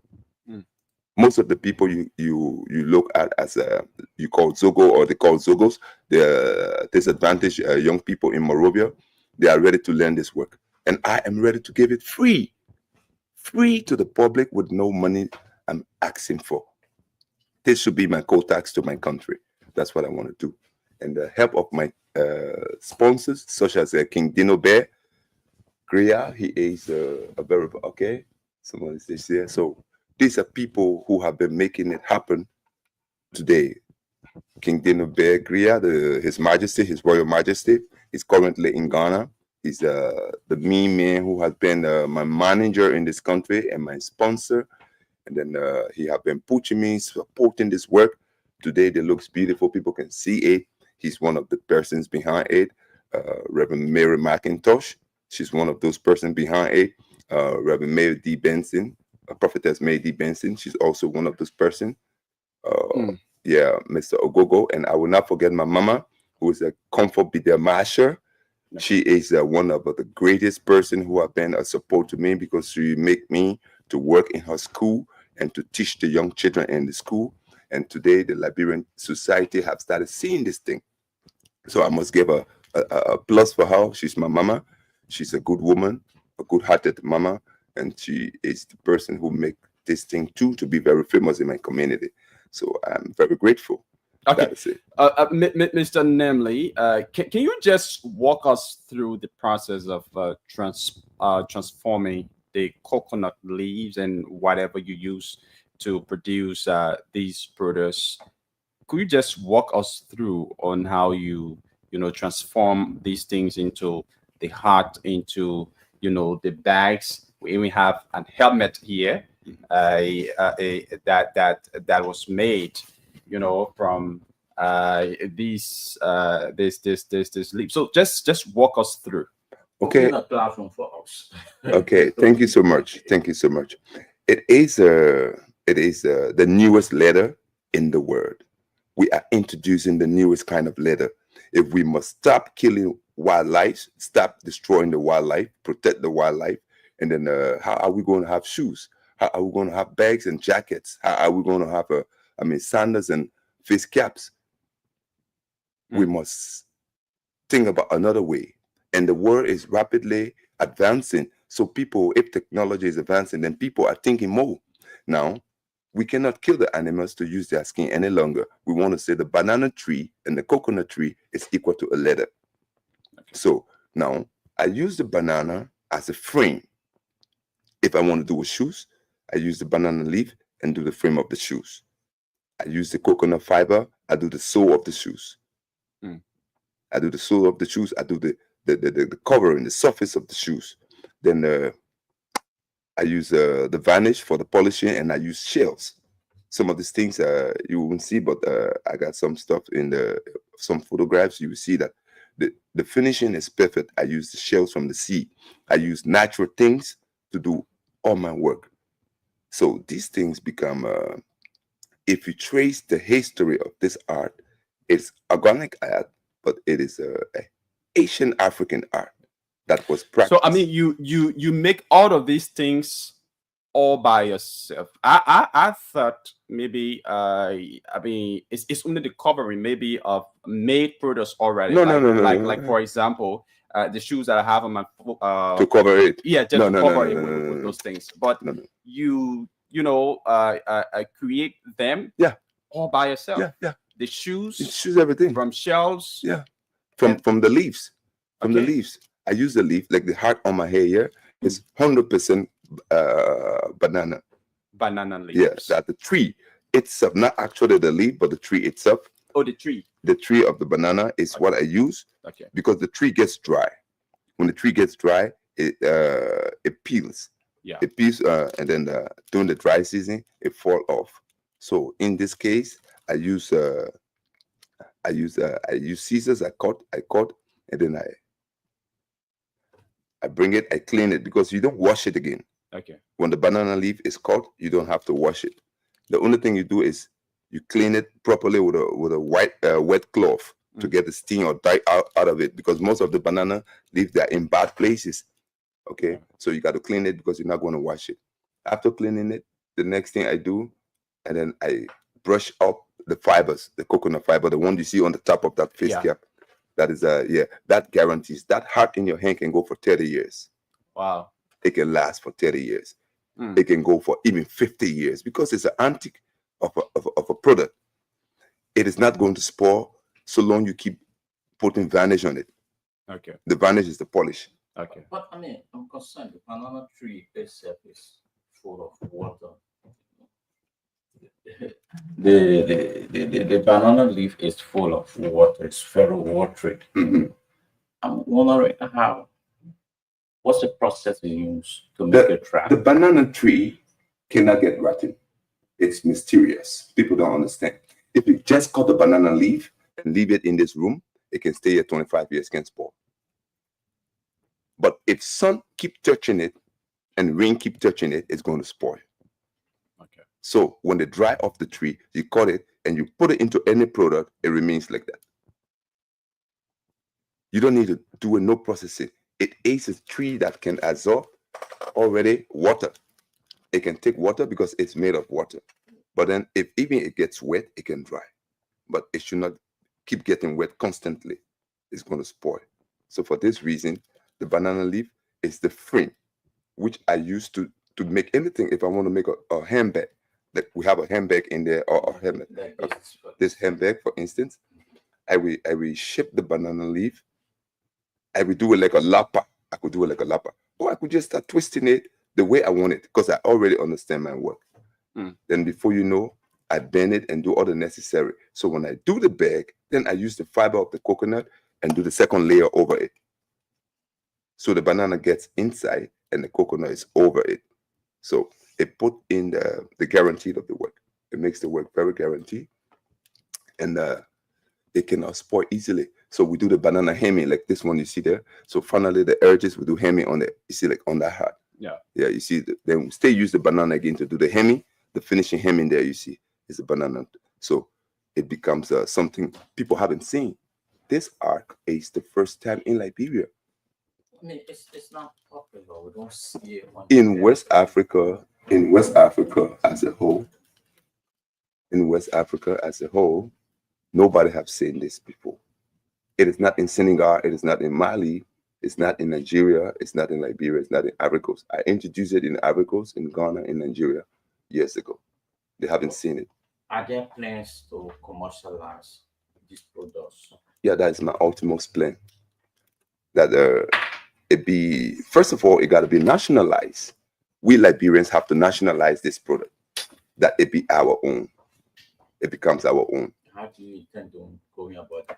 It's about opening a school to train many people how to do this job. There are a lot of young people out there right now in the city who want to do this job, who want to learn this job, who want to know it, because they know if they can do it. A young man, instead of just going to ask people in the morning, start my day, start my day, big brother, he would rather take a scissor, go behind his house, fetch a banana, and then get some coconut and use the glue and do something. He get $30, $40, $50 because he can do a face cap in 45 minutes, 2 hours, 3 hours. He can do one face cap. If he can do that face cap, means he can sell it with a wallet. It's a set. A face cap and one wallet can make you earn something for a day. If you are someone who just learned and then you want to make a living out of it, you can make a living out of it. So there'll be a lot of hurdles. I mean, opening schools now to see how you can get students. Students are ready. All we need is sponsorship. Help us.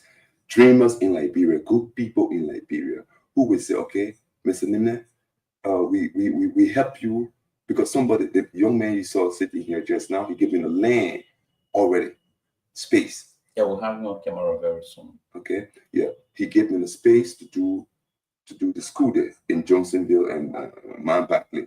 He took me to the place that you can do your school here. And my idea for a school is 100% culture. When it comes to culture, we're talking about heritage. We're talking about your identity, what you have, who you are, what you can do, your food, your language, your dance, your representation. So, what have Liberia got as heritage that we can sell to the world? Our music, our dance, our costume. What is our costume? African Day at the school for the children, the African Children's Day, when the costume day, when the children wear their costume. The parents go to the market, they buy costume from Nigeria. So today's African costume day, yeah, buy costume from Ghana, Kente, buy the costume from Mali, the Basin, and these things like that. What's about the Liberian Maryland clothes, Nimba clothes, Bon Kante clothes? Our people don't know it. They only know that one, the people weave, the cotton, they weave on the stuff, and that's all. But how can you commercialize it? How can you make the people to know these things? How can you train children to be able to produce shoes and this? I heard about Marvin Peck, the former man who was doing his own shoes in this country, a Liberian elderly man who was doing something, and the government supported him, and he was doing something progressive. It's our pride. We're wearing jeans trousers today. It's from America. It's somebody's culture. So we can train people in these endeavors and be able to what? Sell our products to the world. The world will come to Liberia and say, come and see the new letter. So your dreams are to find sponsorship and see maybe if the government could come in to assist you. The government to nationalize this product. To nationalize this product. Just exactly. That's what I want. Because the people are out there, they are ready to learn. I am ready to give the talent. And who knows, anything will happen. I am the only man in Liberia still know how to do this work. Even my son to my house, he's not ready to learn. Not that he's not ready, but he's focused on the school. You see? And then if I will say come 100%, but he's trying small, but it's supposed to be something that the public will learn. The public will learn so that it will be for tomorrow. It will be for tomorrow. Tomorrow I might not be here. If I'm not here no more, they say, oh, one guy was there, he used to do something. It will be like that. Let it remain in this society. This has come into Spoon, and maybe your friend helped me with a piece of or a plot of land to build a school. Mm-hmm. What are some other initiatives you have taken to make sure that you actualize your dreams? Okay, I have started working with, like I told you previously, King Dino Bear. He has been one of my sponsors here. And then I have worked, even the Liberia Intellectual Property Day, LIPO Day.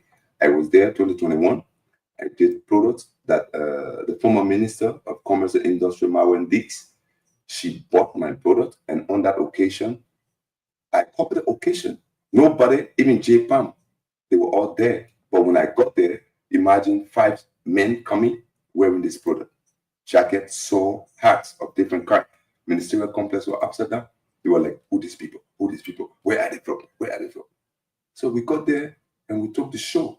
We took the show. We took the show. But now, the former minister came to us, bought the product from us, 3 products, 2 hats, 1 handbag, and she went with it. I did extra handbag and the sandals. I went to her office. I gave it to her with a letter that she would look behind and look at this work and see that there is a need for this striving initiative or this striving idea to resurrect and make a better stand tomorrow. But she didn't give me time. She didn't give me attention, so I let it be. I've been moving around. I've been looking for chances. I've been working with people. I've been trying my best as I can to make sure the Liberian people embrace this idea and that they will take it to the next level. Well, yeah, this come in. I mean, you seem to be innovative, creative. But I mean, how did you create that concept on my here?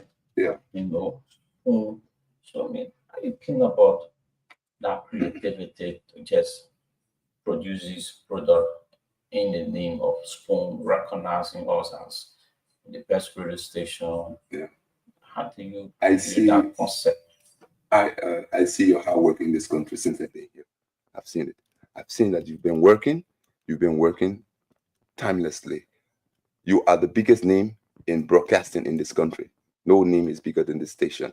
And I follow you, how you maintain the peace of this country. There was a time during the election period when this country was like shaking, and you were the one in the middle. And today we have a country, we have a president, we have peace. So I think you deserve something. So how can I do it on behalf of all Liberian artists? Let me present something to these people and say thank you, so they can know that people like us too are here. That's how I came about this idea, and I started doing this work. This work you see here, there are more than 8-9 months work. It's not just one day work. Okay. So much resources was placed into it. So much money, so much effort, so much time, so much restlessness was placed into this work. And today, my dream, have come true, because you are here today accepting what I gave you, and you have recognized me, brought me into your place, and then be able to put me on your platform. So this is my dream. I know it is the beginning, because in this country, the nation is waiting for another step ahead. Okay, so folks, if you are just joining us, it's a reminder that you are listening to the Today Show, and we have as our guest Mr. Octavius Enemli. He's a very, very incredible Liberian artist who's innovating a lot of traditional materials here in Liberia, using the planting leaves, the stem of the tree and everything. He's using them to create various materials, like you see this heart, the Kango on Sylvester Wowie's head, and even there's a handbag in there. Yes, you see this helmet. Handbag there. This is a helmet that he made. Let me wear that so you can see something. Yeah. So just wear it. So there are a lot of things that he's made from the stem of the banana tree. You see this bag? Yeah, this is a handbag that he made. Let me dress away from the camera just so you can see it. These properties are owned by Spoon. But we already see the inscription written on the Spoon. Yeah, so he specifically made these ones for Spoon FM, you know, in appreciation of the level of work that Spoon FM has been doing. So we decided to bring him on this platform because this is a very innovative of him.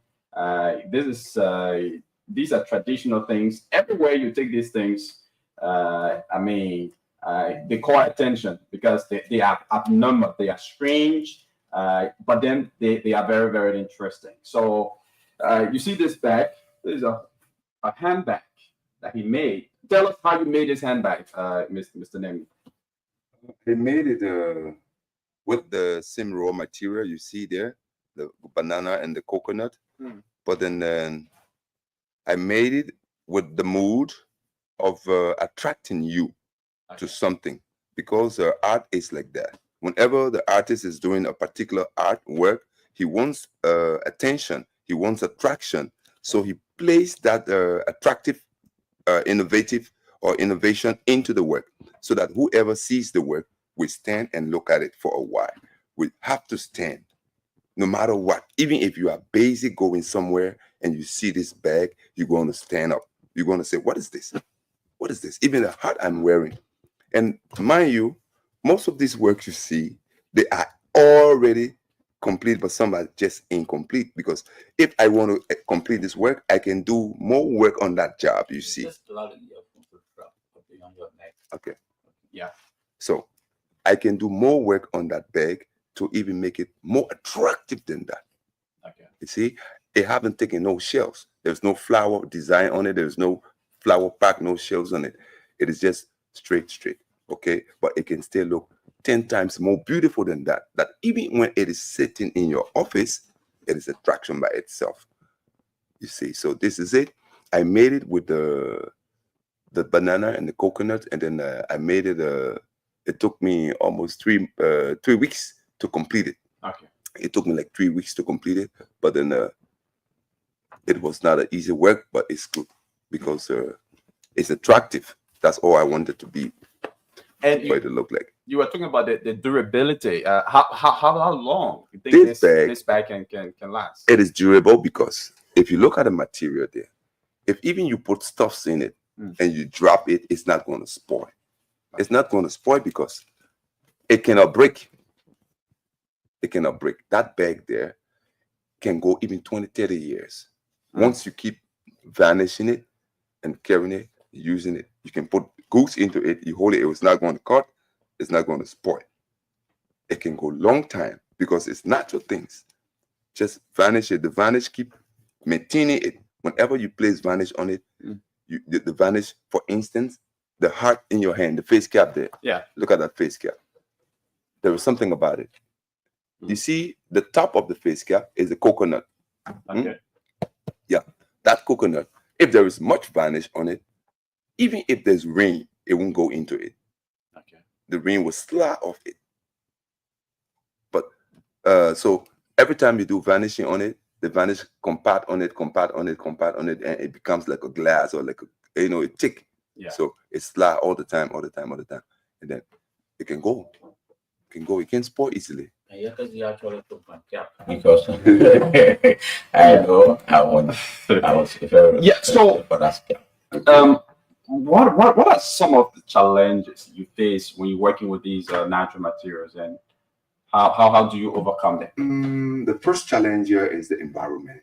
Okay. Our environment in Liberia is bad, most especially where you get the bananas from. Where you get the bananas from is a horrible place. The people don't know how to clean the environment. The banana bush is considered the waste area where they waste all the dirt, all their toilet and feces and what have you. So it is very bad going to those places. But what do? I look for clean places. I don't go to every banana bush because nobody want to go there. So I look for very special places that are clean. I greet the people, I talk to the people who own those places, and then they allow me to cut some of the leaves. They say, what do you want to do with it? I say, I make this out of it. It's how you make it? How you do? Even the children playing football on the field, the young children, folks, 13 years, 12 years, they stop playing football and walk to me. Uncle, what are you doing with these leaves? And the other smarter one said that.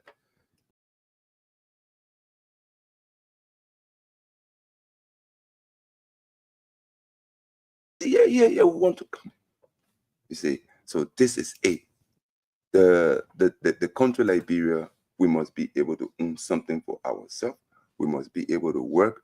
We must be proud of our products. We must sell our products. We must sell our music. We must sell our culture before we can be rich. Riches is not what people give you. Riches is what you give people. What you give people, that's the real wealth because you have it in abundance. That's why you give. But when people give you, it's like you begging. So how can we give? What can we give? Have we given anything? Have we given any good song to the world? What kind of music from Liberia that people dancing in South Africa today or rare in Ivory Coast? We need to give the people something. We're wearing the people jeans. We're playing the Coupé de Calais from Ivory Coast. We're playing the Nigerian, how they call it? Music. Yeah. This Afrobeat music. We are playing it here today. We are enjoying it. But those children work hard in Nigeria. When I was in college in Nigeria, they were nowhere. Two-Face were nowhere.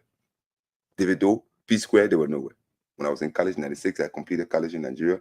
These children were not known in Nigeria. See what culture have cost for them. Culture, art. They came today with later art, and then they become millionaires overnight. So why? And when we started doing these things in Liberia in the 80s, when we were doing hip-hop, those people never knew hip-hop. I must tell you. We started hip-hop in 85, 86, 87.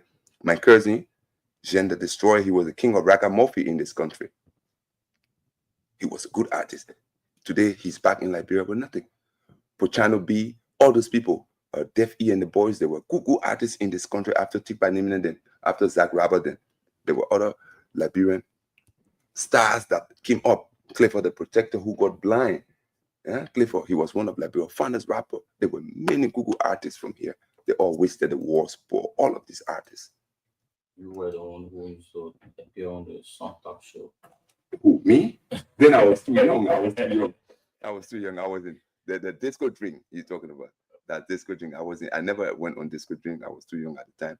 But then there were big brothers who were doing things, but they faded away because the art in this country is not being supported. The art in this country is not being seen by the outside world. There is no company to sell our record. So how do we do it differently?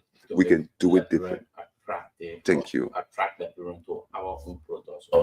Thank you. There is one belief I have that the word HELP, help, it cannot be given to you by nobody. It is you that can give it to yourself. People can support you. People can encourage you. People can tolerate you. People can extend support to you. They can do whatever. But that word help, you got to give it to yourself. So if we need help, we don't need to look outside. We need to look inside. Means we need to say, how can we help ourselves? How can we help ourselves? Okay, we can help ourselves if I can do something. I'm not going to pray and say miracle. Miracle is when you pray and you work, then the miracle occurs. Now when you pray and sit down, expecting, no.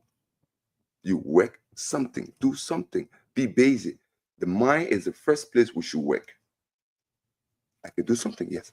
I believe I can do something. If even there is nothing to do, keep saying it to yourself, and before you know, you will find something to touch to do. And when you start doing it, so, oh, yeah, now I understand. Before you know, you got to wade through.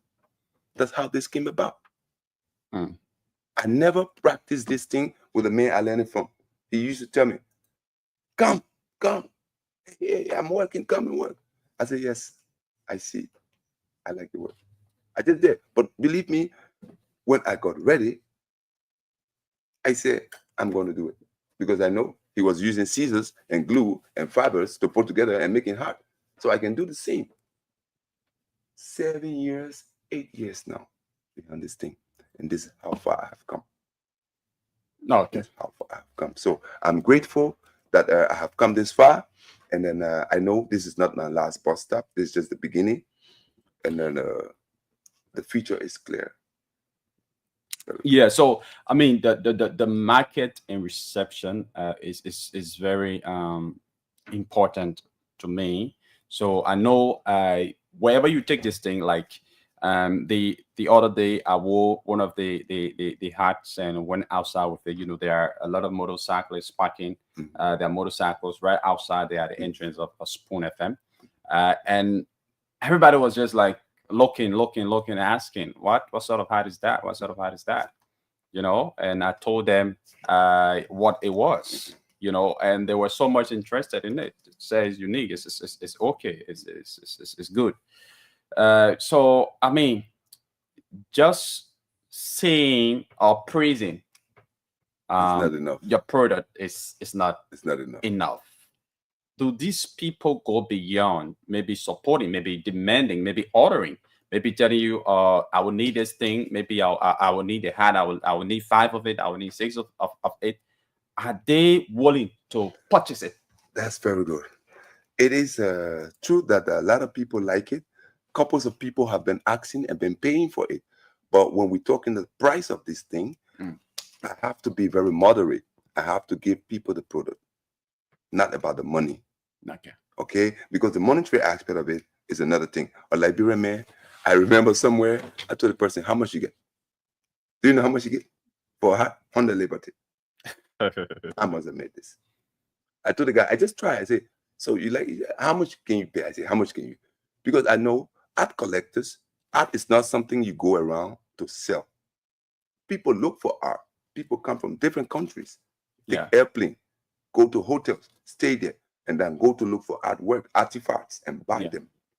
So I am not going to do antique work like this and go around to sell it. So people, I only do it, I wear it, I do it. People say, man, it's fine. Can you give me one? My highest price I say is $20. $20, I will do a hat and something for you. And then I will do it. When I buy glue from in it and I buy varnish from in it, and before I work, the money is finished. But so that's how I manage to sustain. I just have to do it because I have a family. And my family, my children are going to school here in Liberia and out of Liberia. So I must be able to earn something. If even Liberia cannot pay.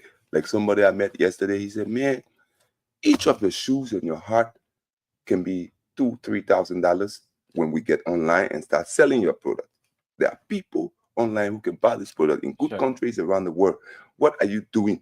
Are you sleeping? I said, I'm not sleeping, I'm working. If I'm not working, you wasn't going to see me. I'm working, but I cannot do all at the same time. If I'm doing production, I should get salesmen. I should get somebody who's making the connection out there. But my dream is not so much of selling. My dream is that we have a school here in Liberia. We take this thing to the next level. I can train 100 persons. 100 persons every 6 months. Every 6 months, 100 persons. Every 6 months, 100 persons. So in a year, we can train 200 persons how to do this work perfectly.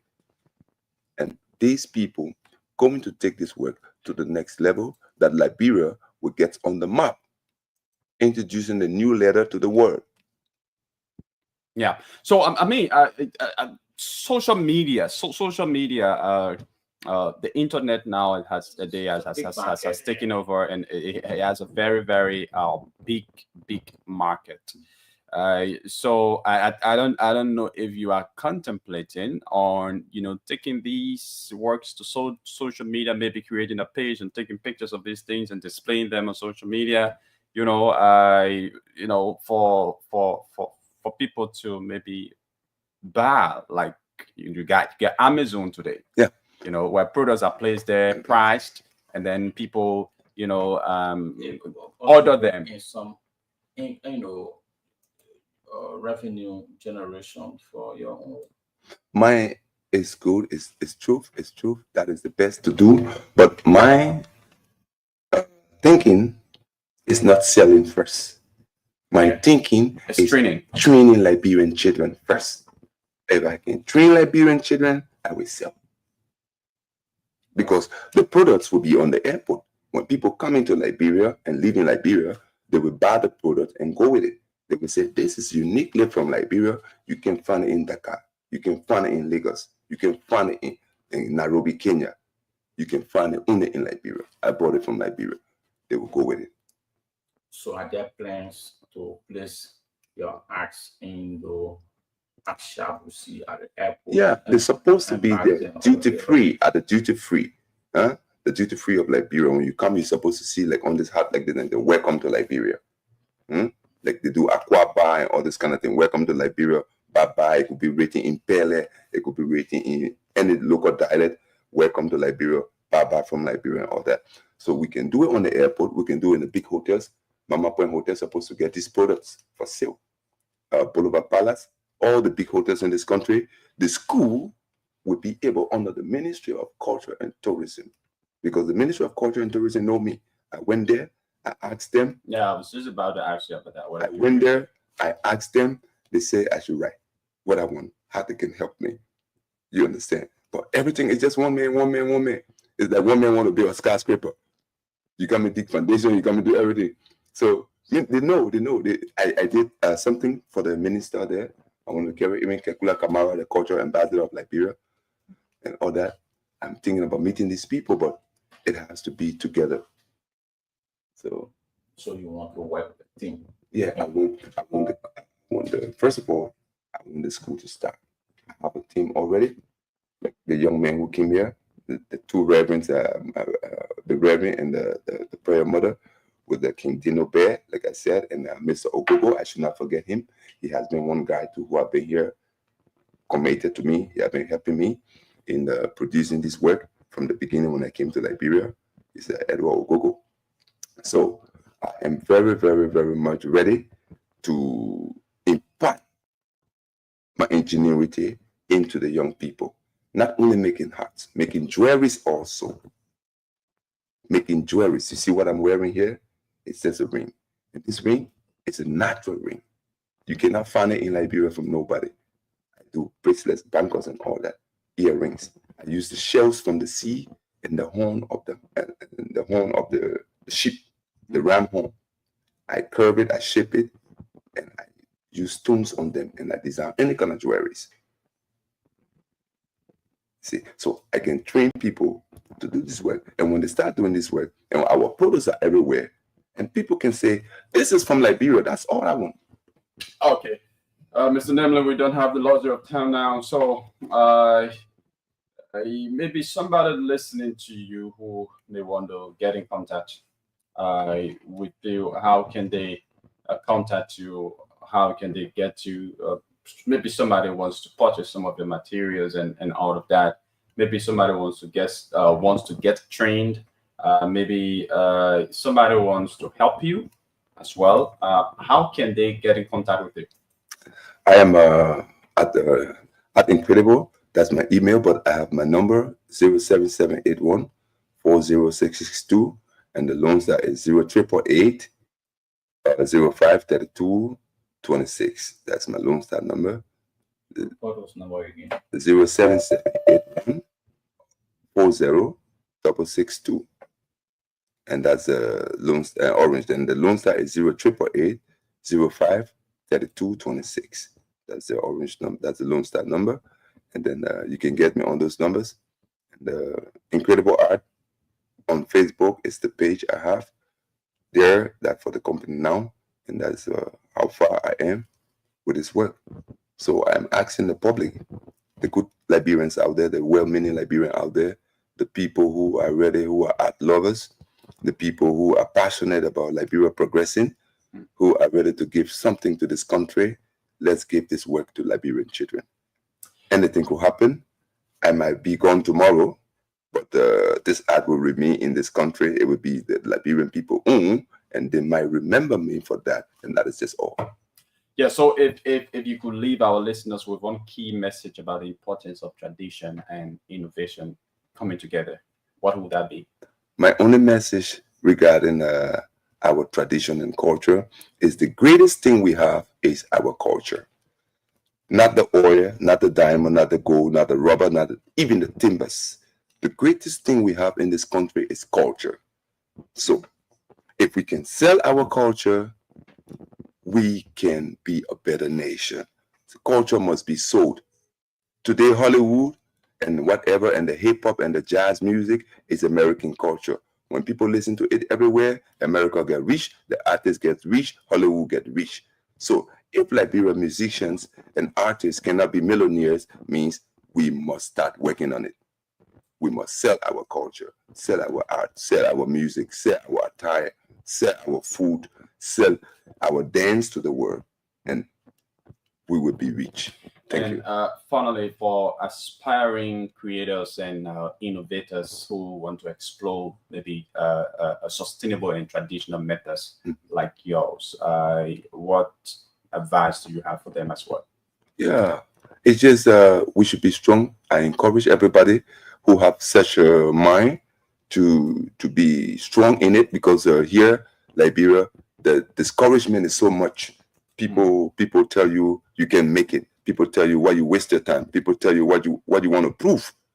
They say all these things to you. But one with a mind made up should always be a mind made up. Yeah, to keep the dream alive. Thank you very much. Is there anything that we did not ask that maybe you want to mention? Oh no, thank you so much. And I want to say the last thing is that I want to say to the boss, Mr. Spoon, the big man, Mr. Walter Spoon. I want to say I appreciate his hard work. And then this message, you see the hat you're wearing there. When I put boss on it, I was because I got boss on it. Why my boss? Yeah, that's what I did. And because I wanted for him to see something specially made for him by my hands. So you can wear it. It's your boss like your father. So, made for my boss. yeah, that is it. So I thank you, and I want to thank him for the good work. Okay. Thank you very much, Mr. Nemne, it's been a wonderful time having you on the show. We hope to have you over and over and again on the show to be able to display your incredible and wonderful artworks here on Spoon 107.5. And thank you also for thinking about us, for recognizing, the impact that we are making here in Liberia. Thank you. It's been a pleasure. So, folks, that's it. Many thanks for your listening role. We've been speaking to Mr. Octavius and Nemni. Mr. Nemni is an artist who has been creating, a lot of products here in Liberia using traditional methods, using the planting stem, the tree, coconut, banana, and all of that, creating a lot of very spectacular products. You see this is a grape, right? Yeah. This is a grape. So you see that? This was made for Spoon. So you see the spoon on it there. So you can also have Liberia #1. Yeah. So there's a grape. Yeah. Very, very unique. This is a handbag. Feminine, masculine. Yeah. Both feminine and masculine. Yeah. Yeah. So as a man, you can use it. As a female, you can use it. Very decent handbag. You see the candle there on Sylvester Wowie's head. There's a helmet, and this is a hat on my head as well. And so all of these things were made by him right here in Liberia. Handbag. Yeah. This should be for females. Yeah, females. Yeah. So that's it. He announced his number. You can contact him if you wish to help. If you want to get training, or maybe if you just want him to just do certain artwork for you, like these ones, you contact him, and of course, he will be able to do them. It's been a wonderful time being on the show. My name is Yekezi Zobe Sylvester. Finally, Yes, I mean, for us being here, especially with Mr. Octavia, who's trying to step left and right access to the wall, and fantastic. These products are very unique. Just hope if you can't get to him, then you can also contact Spoon. I think we'll be able to share his contacts with you so you can reach out to him and see how you can be blessed because we got products now in our needs. Yeah, sure. That Spoon, too many products, everything here is working. Yeah, that's #1. thank you. So yeah, that's it. Join us on Monday. We'll be back here on Monday, but on tomorrow, Lorena Honoree and Emmanuel David will be here to take you through until Friday. Again, I'm Yekazi Zwobel. Sylvester Wowe has been here. Bye-bye.